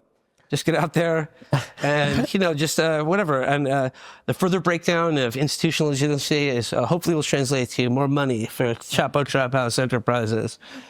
What you mentioned this consensus before. What held it together, let's say, 10, 20, 40 years ago, whenever it was, relatively less fragmented than it is now? You go back to that we're kind of the same age, or it's just like that end of history moment in the 90s where I think pretty much if you were of a certain class or education level in this country, everyone kind of felt like, yeah, there are problems in the world and there are problems in our country and there are historical problems. I was somebody who came of age in the end of history, and I remember the moment that theory was dramatically refuted.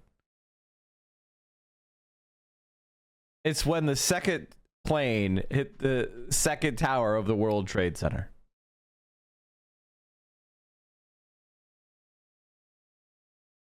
It was still, when the first plane hit the World Trade Center, people were like, what happened? Was it an accident? Huh? And every camera was trained on the burning tower, and people were like, what the fuck? What happened? This is horrible. And so we all saw it live on TV when the second plane hit.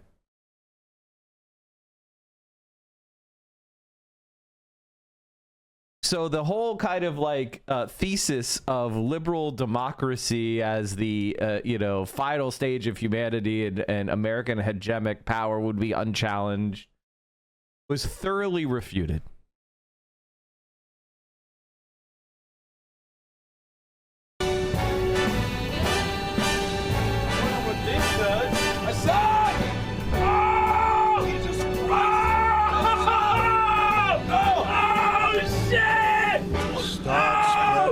What the fuck? Put it back up! I'm leaving today. I want to be part of it. New York, New York.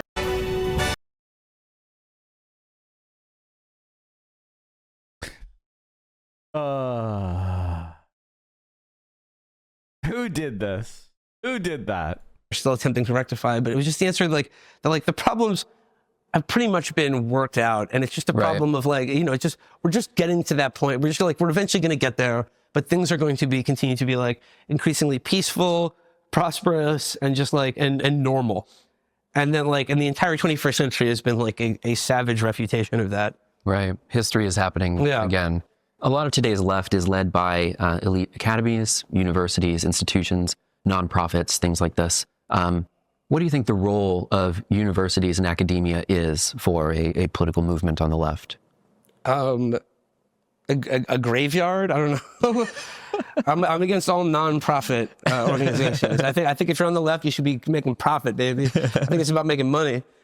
I don't know. No, I mean that's a glib answer because I'm not opposed to education. I credit the education I received with what I do for a living now. A society that like ours that has devalued not just education overall, but I think particularly the humanities is a society that's not really interested in, I don't know, replicating itself, or is not really capable of a democratic society. But that being said,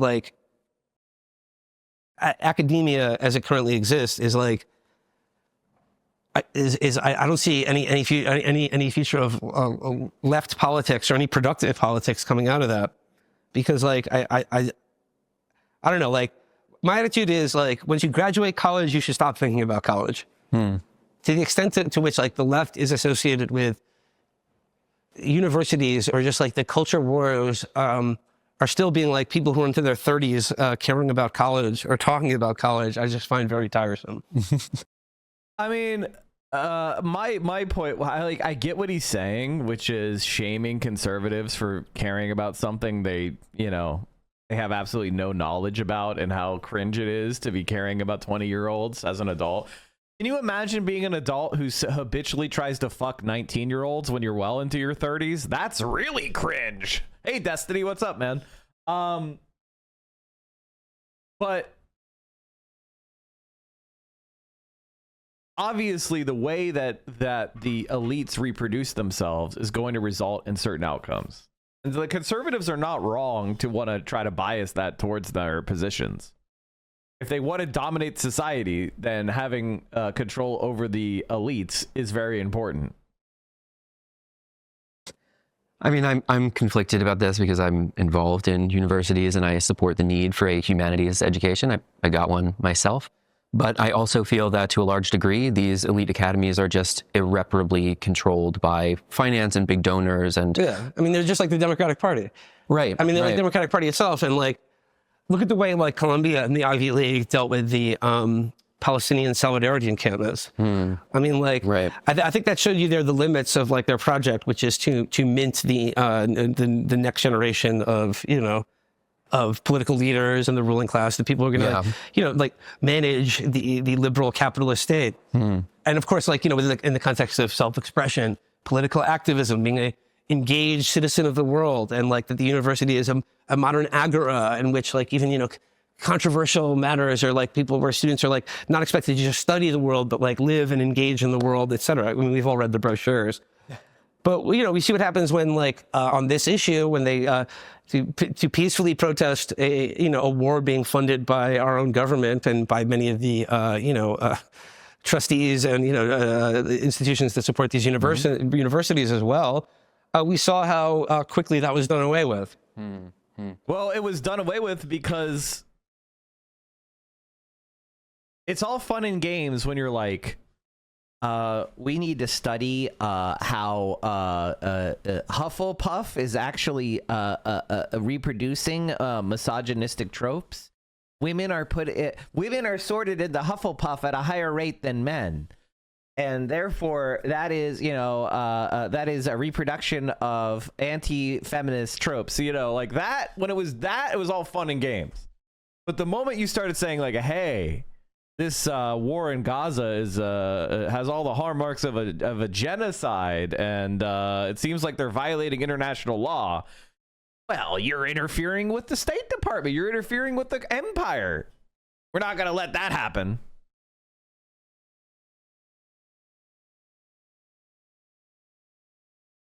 Poll from YouGov yesterday shows a 42% net approval of the ceasefire deal.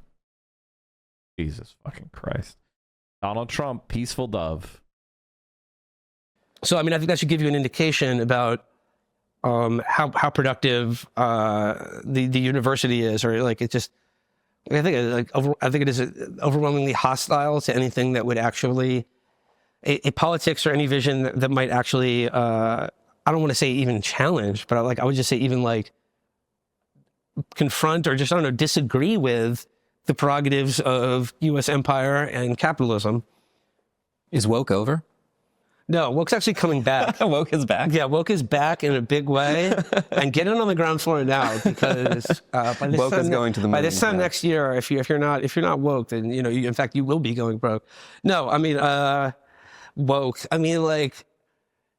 Yeah, I mean, of course it's fucking over. We elected Donald Trump president a second time. If that, like that, but like, but I mean, woke is just like, it's just a slur that the right uses. It doesn't even mean it. Yeah, I was going to say, woke doesn't even mean anything. Like, it's funny because I'll say I'm woke, but then other people will say I'm class reductionist. It doesn't mean anything. I mean, at the beginning, it used to mean someone who was aware of systems of oppression in society. But now at this point, it doesn't even mean that. I mean, like, yes, it describes something real. And like, you know, like, believe me, that I've found myself on the outskirts of many times as well. Woke has become, and like, you know, like the left or liberals or whatever have certainly done themselves no favors. And they're partly responsible for this. But you got to understand, we're in a world now where like anything that is not openly racist or is like anything that's not openly racist and repellent, that's woke. So I mean, to the extent that like anyone in this country is interested in, you know, not living in a world of just like outright hatred and bigotry and like, you know, racial essentialism, then like, yeah, like, I mean, which I certainly don't think is a majority of people in this country. I mean, like that's woke. So, and here's the other thing: the anti-woke people are the people like who are obsessed with it. Like they stared into the abyss too long. And the thing is, like, you always attack in others what you see in yourself, which is like, you know, a very, very strong streak of humorlessness and a desire to censor and punish other people, which has been the bread and butter of, you know, reactionary movements since, you know, that was a thing. And I don't expect them to change. They're just going to institute their own political correctness and seek to you know punish or ostracize anyone who falls outside the boundaries of it. Yeah, we saw a weird spike in that kind of activity, I believe, around October 8th. Right. Well, I mean, like even outside students' even outside of, you know, trucks, like Zionism or like the you know, like, and just like the outright removal of freedom of speech, certainly in academia, but also in like the workplace and elsewhere. But I'm talking about like, you know, like the right wing in this country, they're the ones that are literally like banning books from libraries right now. They're trying to like remove the ability not just of like their kids to read a book about, you know, a gay penguin or whatever, but to remove the reason that word woke works is a slur is because it's just a rebranding of PC and the other synonyms that signal and reinforce the entire web of right-wing racist trope. Well, basically the idea is what woke is and what political correct is very simple to understand. What it serves in the right-wing ecosystem. It's basically reactionaries and conservatives angry that opinions they used to openly hold and advocate for are now socially unacceptable. And they're bitching about it. They're complaining that society has progressed. They want to be able to say the N-word at a black person. They want to be able to beat their wife. They want to be able to, you know, sexually assault a waitress at a fucking restaurant. You know, they want to be able to mistreat people. They want to call, you know, gay people the F slur. They want to humiliate people that are transgender. Like, that's what it is. They're mad that old kind of bigoted beliefs are no longer socially acceptable. They want to be able to have this opinion. They want to be able to advance that opinion. They want to be able to make jokes about their opinions without getting any kind of pushback. That's what they're complaining about. I can't even make a joke about black people anymore. That's what the PC shit is. I'm not allowed to bully these people I used to bully anymore. It's not fair. And that's, you know, there is a lot of people who hold these opinions and these beliefs secretly, and they are mad that they don't get to say it out loud. And the other part of it is they think that you hold those same opinions secretly as well. That is the essence of the conservative anti-woke shit. They think everybody thinks what I think about black people. They're just too afraid to say it. It's woke PC bullshit. I mean, because, you know, being conservative is, as I said before, a signal of lower intelligence. And I don't say this because, you know, of any kind of ill will. It's just an observable fact. And because a conservative is not able to mentally empathize with other people, they're not able to like look into another person and adopt hypothetically their views. They can't do it. They can't pass that test of like empathetic thought. So they think that you are like them and that you are faking, thinking that black people are not inferior. That is what they believe because they're not very bright.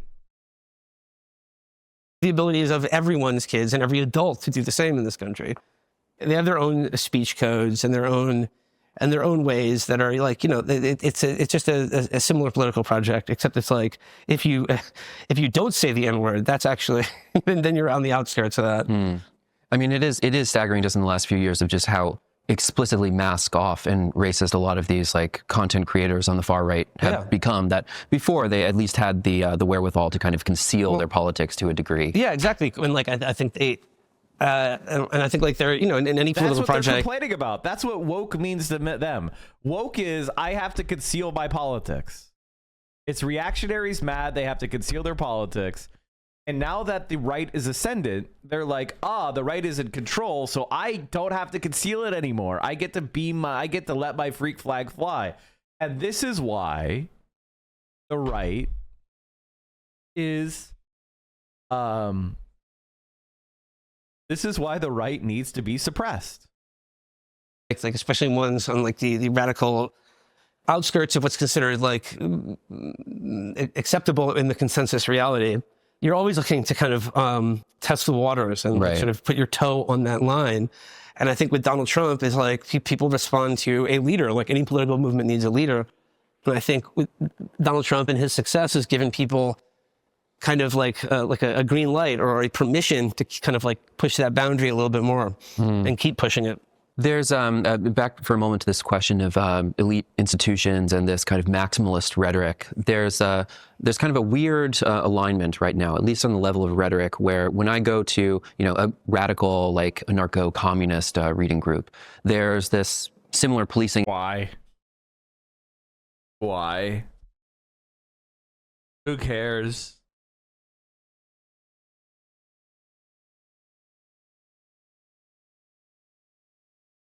Of language as there is in elite academies that are supported by billionaires, and those people have very different class positions and class interests. But yeah, wow, I'm so surprised that billionaires like anarchism. Wow, I'm so surprised that the Ford Foundation is supporting the same shit that doesn't work. From the perspective of the right and a lot of these anti-woke critics, they tend to lump those two groups in together. And I'm curious about why this kind of maximalist rhetoric that comes from, anarchist, activist types is so conveniently deployed in these elite academies. Well, give me an example. What do you mean by like when people will, they'll use language like decolonization. So I'll go to an anarchist reading group and we'll have, long form discussions about that. But then I'll be in a college that costs $50,000 a semester and they're using a lot of the same language. In some cases, they're reading the same books. There is this weird kind of like at either end of this extreme disparity of wealth spectrum, people are kind of using a similar politics. Do you see some type of convenience behind that, or why is it deployed in both of these contexts? Well, I guess is because it's ineffective and like, pours your mind into a cul-de-sac that you want to talk about, like being unable to communicate to a broader public or do anything useful. That's my big objection with DSA, with Spirit Fingers, with any of that other shit, is if you're a person who is, it's one thing to request reasonable accommodations. It's another thing to require people to start altering their communication style to a way that is obscurance to regular people or odd. I think that anybody who pushes that shit should be pushed out of the organization, quite frankly. It's the same thing as mandating masks. It's just like, no.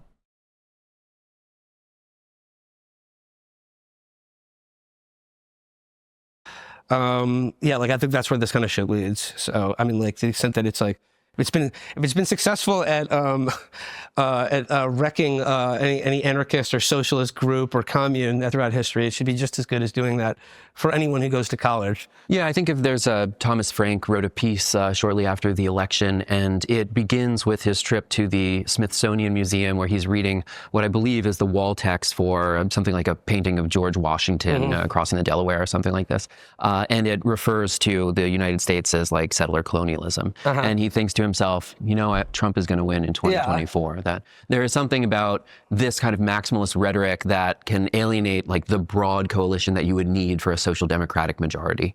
And I think there's a kind of utility there that elite academies can kind of pluck from the political fringe and then deploy to basically alienate everyday people who aren't like hyper wealthy and educated. And like, like the settler colonialism thing is so funny because like, it does seem to me that like it's even more like feverishly pitched at a time when like our settler colonial Zionist client state manages to, like I said, like be providing an object lesson in what settler colonialism actually is. Right. But like because of that, like, well, we can't. That must not be addressed or noticed whatsoever. So we have to bring it back on ourselves about like, oh, actually, America. Mike's inner hog about masks. The fact that you think that's a hog opinion shows that you're out of touch. I'm not saying that masks don't work. Masks work. If you are a person who has immunocompromised, or you have long COVID or any of those other conditions, I'm not here to tell you not to wear a mask. In fact, wear a mask. If there is if you decide you want to wear a mask personally, wear it no matter what. And I will always support your right to do that. But the idea that in 2025, you should be mandating masks in meetings today without a directive from local public health authorities is batshit fucking crazy.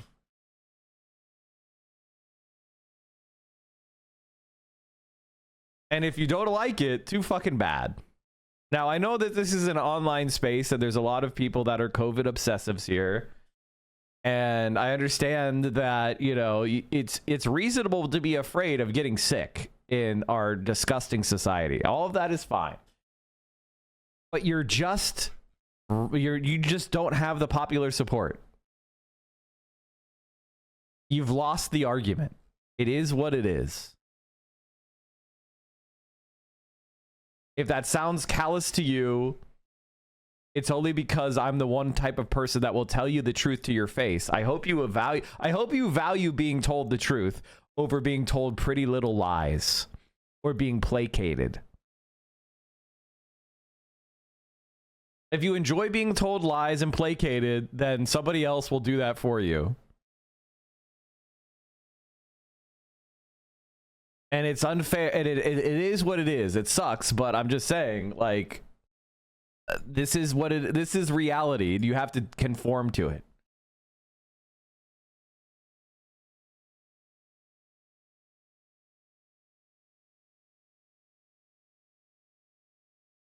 Yes, because people, including conservatives, believe Biden when he declared the pandemic over, Mike. I mean, for all intents and purposes, the pandemic is over. The disease is endemic, and it will continue to kill people. But as far as the American culture and public health system is concerned, the pandemic is over. DSA is plagued with rad-lib, woke scold, virtue signaling type behavior. Yes, I know.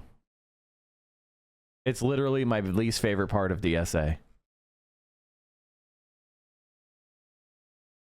People thought you meant any mask mandate was stupid. I did a whole preamble where I said blobbity blobbity blah, blobbity blobbity blah, blobbity blobbity blah. Like, what are you talking about? I literally did a whole preamble first where I said masks work. If you want to wear a mask, I support you. I did a whole fucking preamble.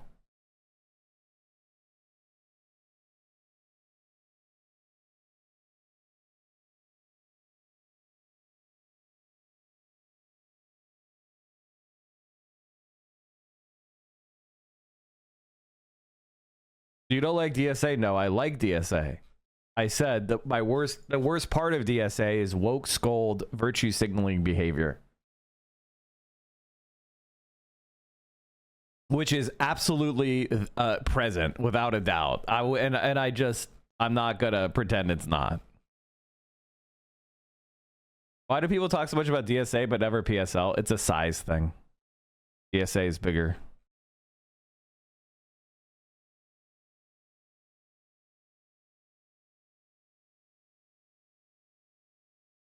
Why DSA is requiring masks and COVID vaccines and testing before attending?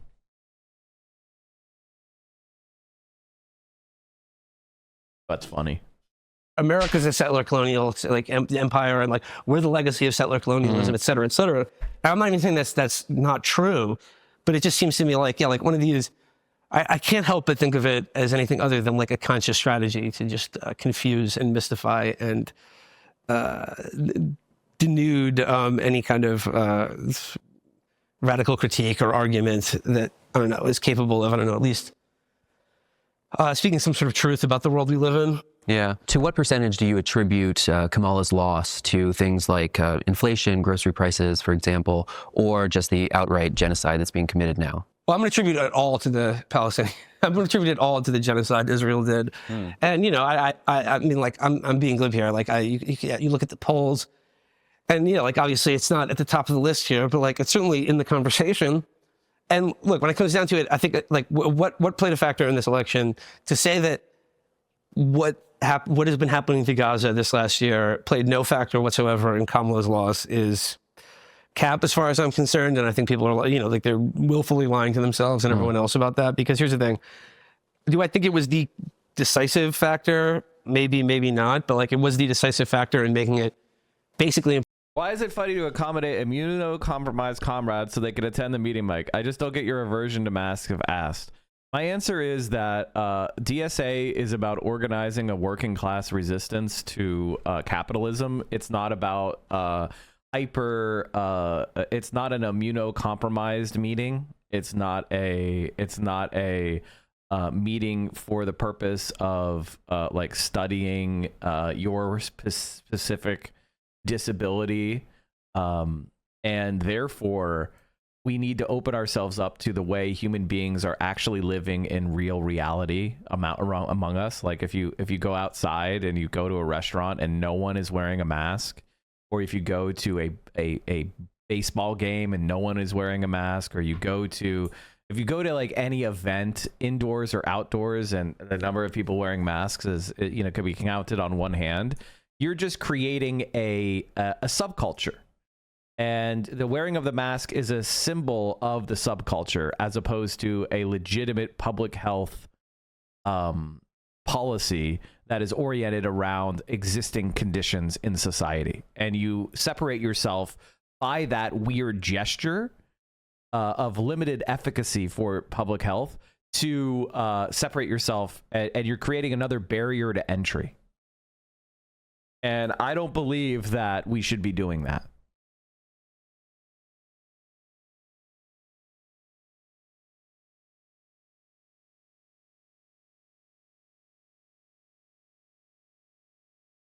Now, it doesn't mean that I don't think we should try to do accommodations. I don't think I'm not trying to rip your mask off your face. I'm not trying to tell you that being immunocompromised isn't terrible. But what if you had no immune system at all? Should every DSA meeting be building you an individualized, personalized bubble room? Like, what's the end of these accommodations? Like, how far do we need to take the accommodations? At what point do we need to, like, what is the level of accommodations that you think are reasonable?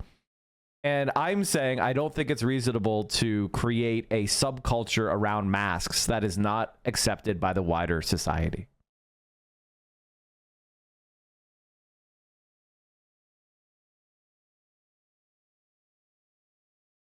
Impossible for anyone with a conscience to vote for her, or at least vote for her and be proud about it, or tell anyone, or work for her, or call people on the phone, or canvass for her. Yeah.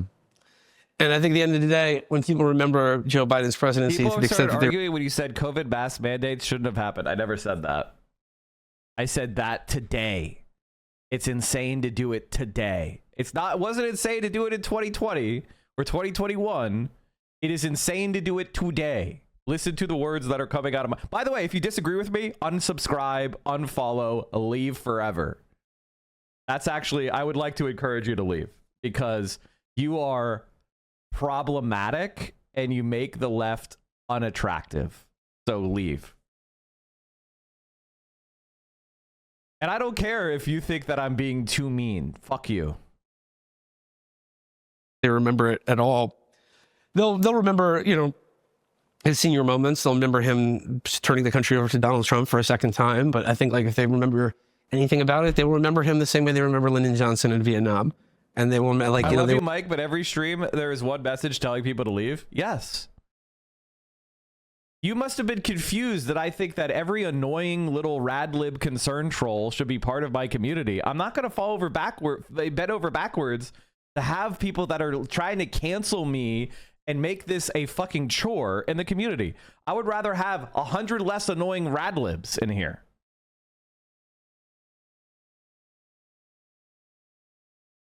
Okay, my disabled ass is pretty off put, but I guess I would just make the look bad and I'll fuck off. LOL, weird, man. Okay, bye.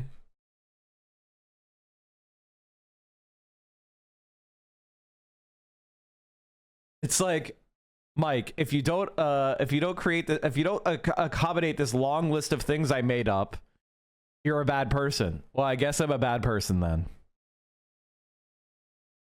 You need to live in the real world, man.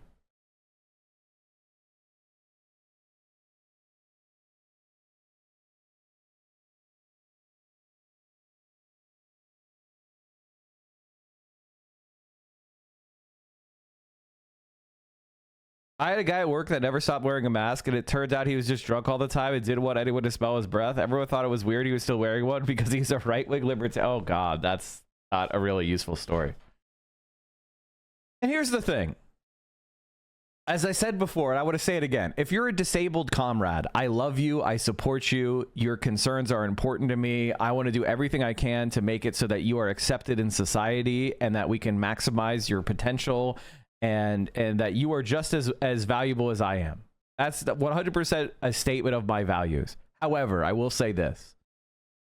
The idea that just because somebody can claim on the internet to be X, Y, and Z thing, therefore they should, I should win the debate because I claim on the internet I am X, Y, and Z is not valid.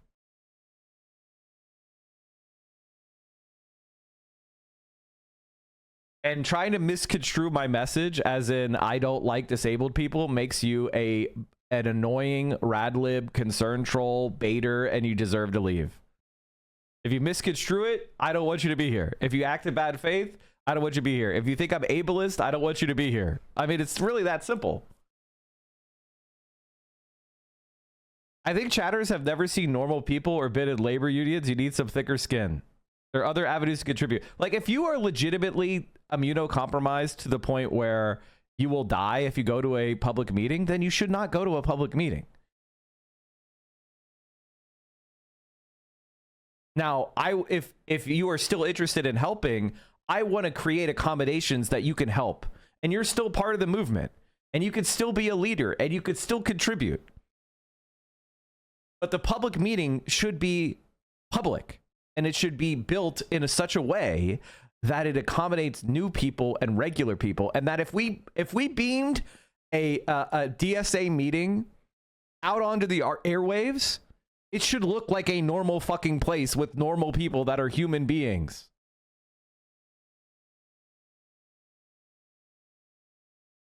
Well, this will be the footnote to his entire 4 years in office. Is that like he, more or less,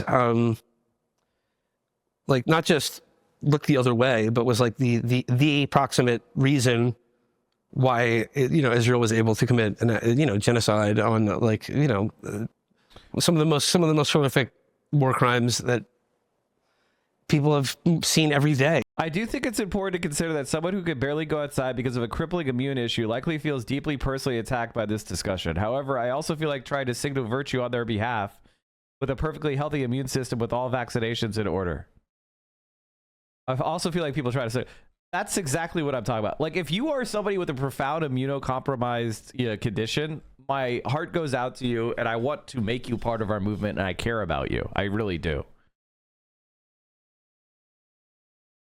You sound like a conservative, though, complaining that they are virtuously when no, they have chosen to accommodate.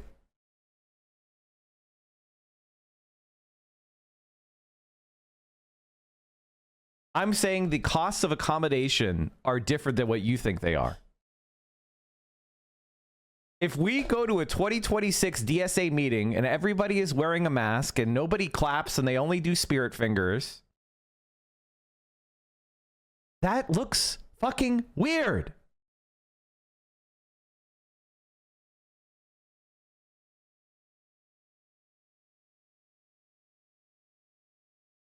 And if you disagree with me, leave. I actually don't think there's anything we can do. We can't help each other.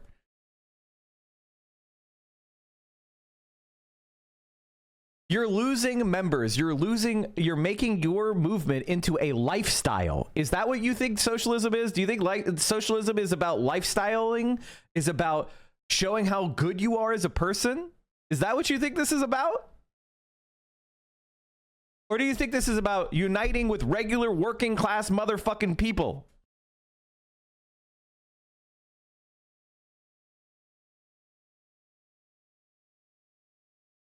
Meet people where they are.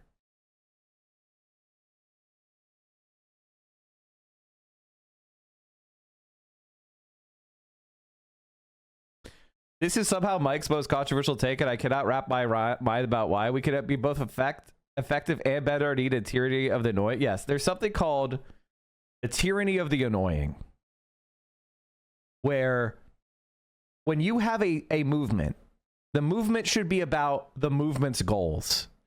If somebody comes in and they start making the movement about something else and distracting you from the goals of the movement, they have enacted the tyranny of the annoying. They have derailed you.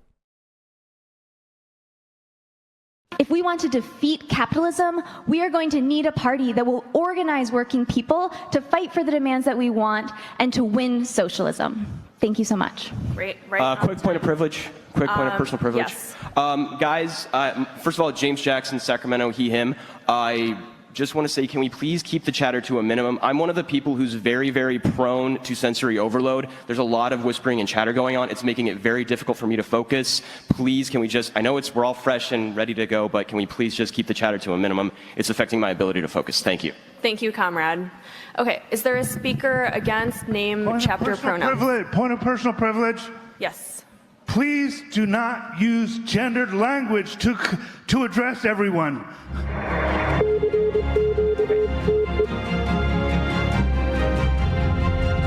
That is horrifically dumb.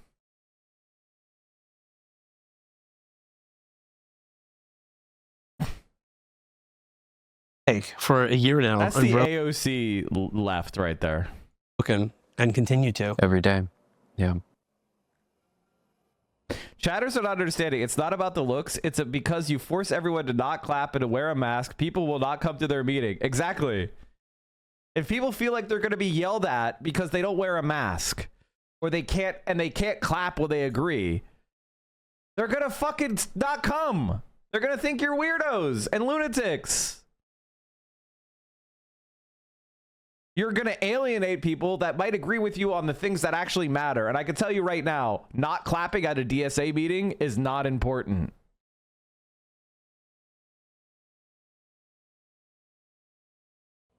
Yeah, I mean, maybe a few years ago, I would have said that there's a political organization to join, but I don't feel that way now. You know, I don't feel like there's a functional political organization that I want to funnel people into. So I have less and less of an answer for this question. But I think that, I guess the way that I've phrased it in the past, and this is inspired to some degree by Amber's book, is the idea, what do you want to do when socialism is won, right? It's like, what are you fighting for? And in some cases, if you are living for revolution, that's not great for your mental health all the time, to be struggling towards a goal that is not possible to achieve within maybe your lifetime, maybe the next few years, certainly not the next weekly news cycle. But then let's say you did win, like, what do you do? You know, are you going to go for a walk with your hopefully I would be family? appointed some sort of like Stalinist cultural censor, where I'd be in charge of, like, you know, deciding what movies get made and what authors get put in prison, who gets sent to re-education camps and something like that. That's hopefully, I mean, this is what I'm working towards. I mean, hopefully that'll be the big payoff at the end of all of this. The czar of the Ministry of Culture. Ministry of TV and movies. Yeah. Hopefully, President G, if you're watching this, I'm ready. I'm available. Put me in. I just texted my partner that you watched that DSA clip. That dude speaking is her arch nemesis, and she was there. LOL. Oh God. Coach, I'm ready to play. We are preparing the ground for you in this country. My point is, I am not your enemy. And if you think I'm your enemy, well, I might not be able to solve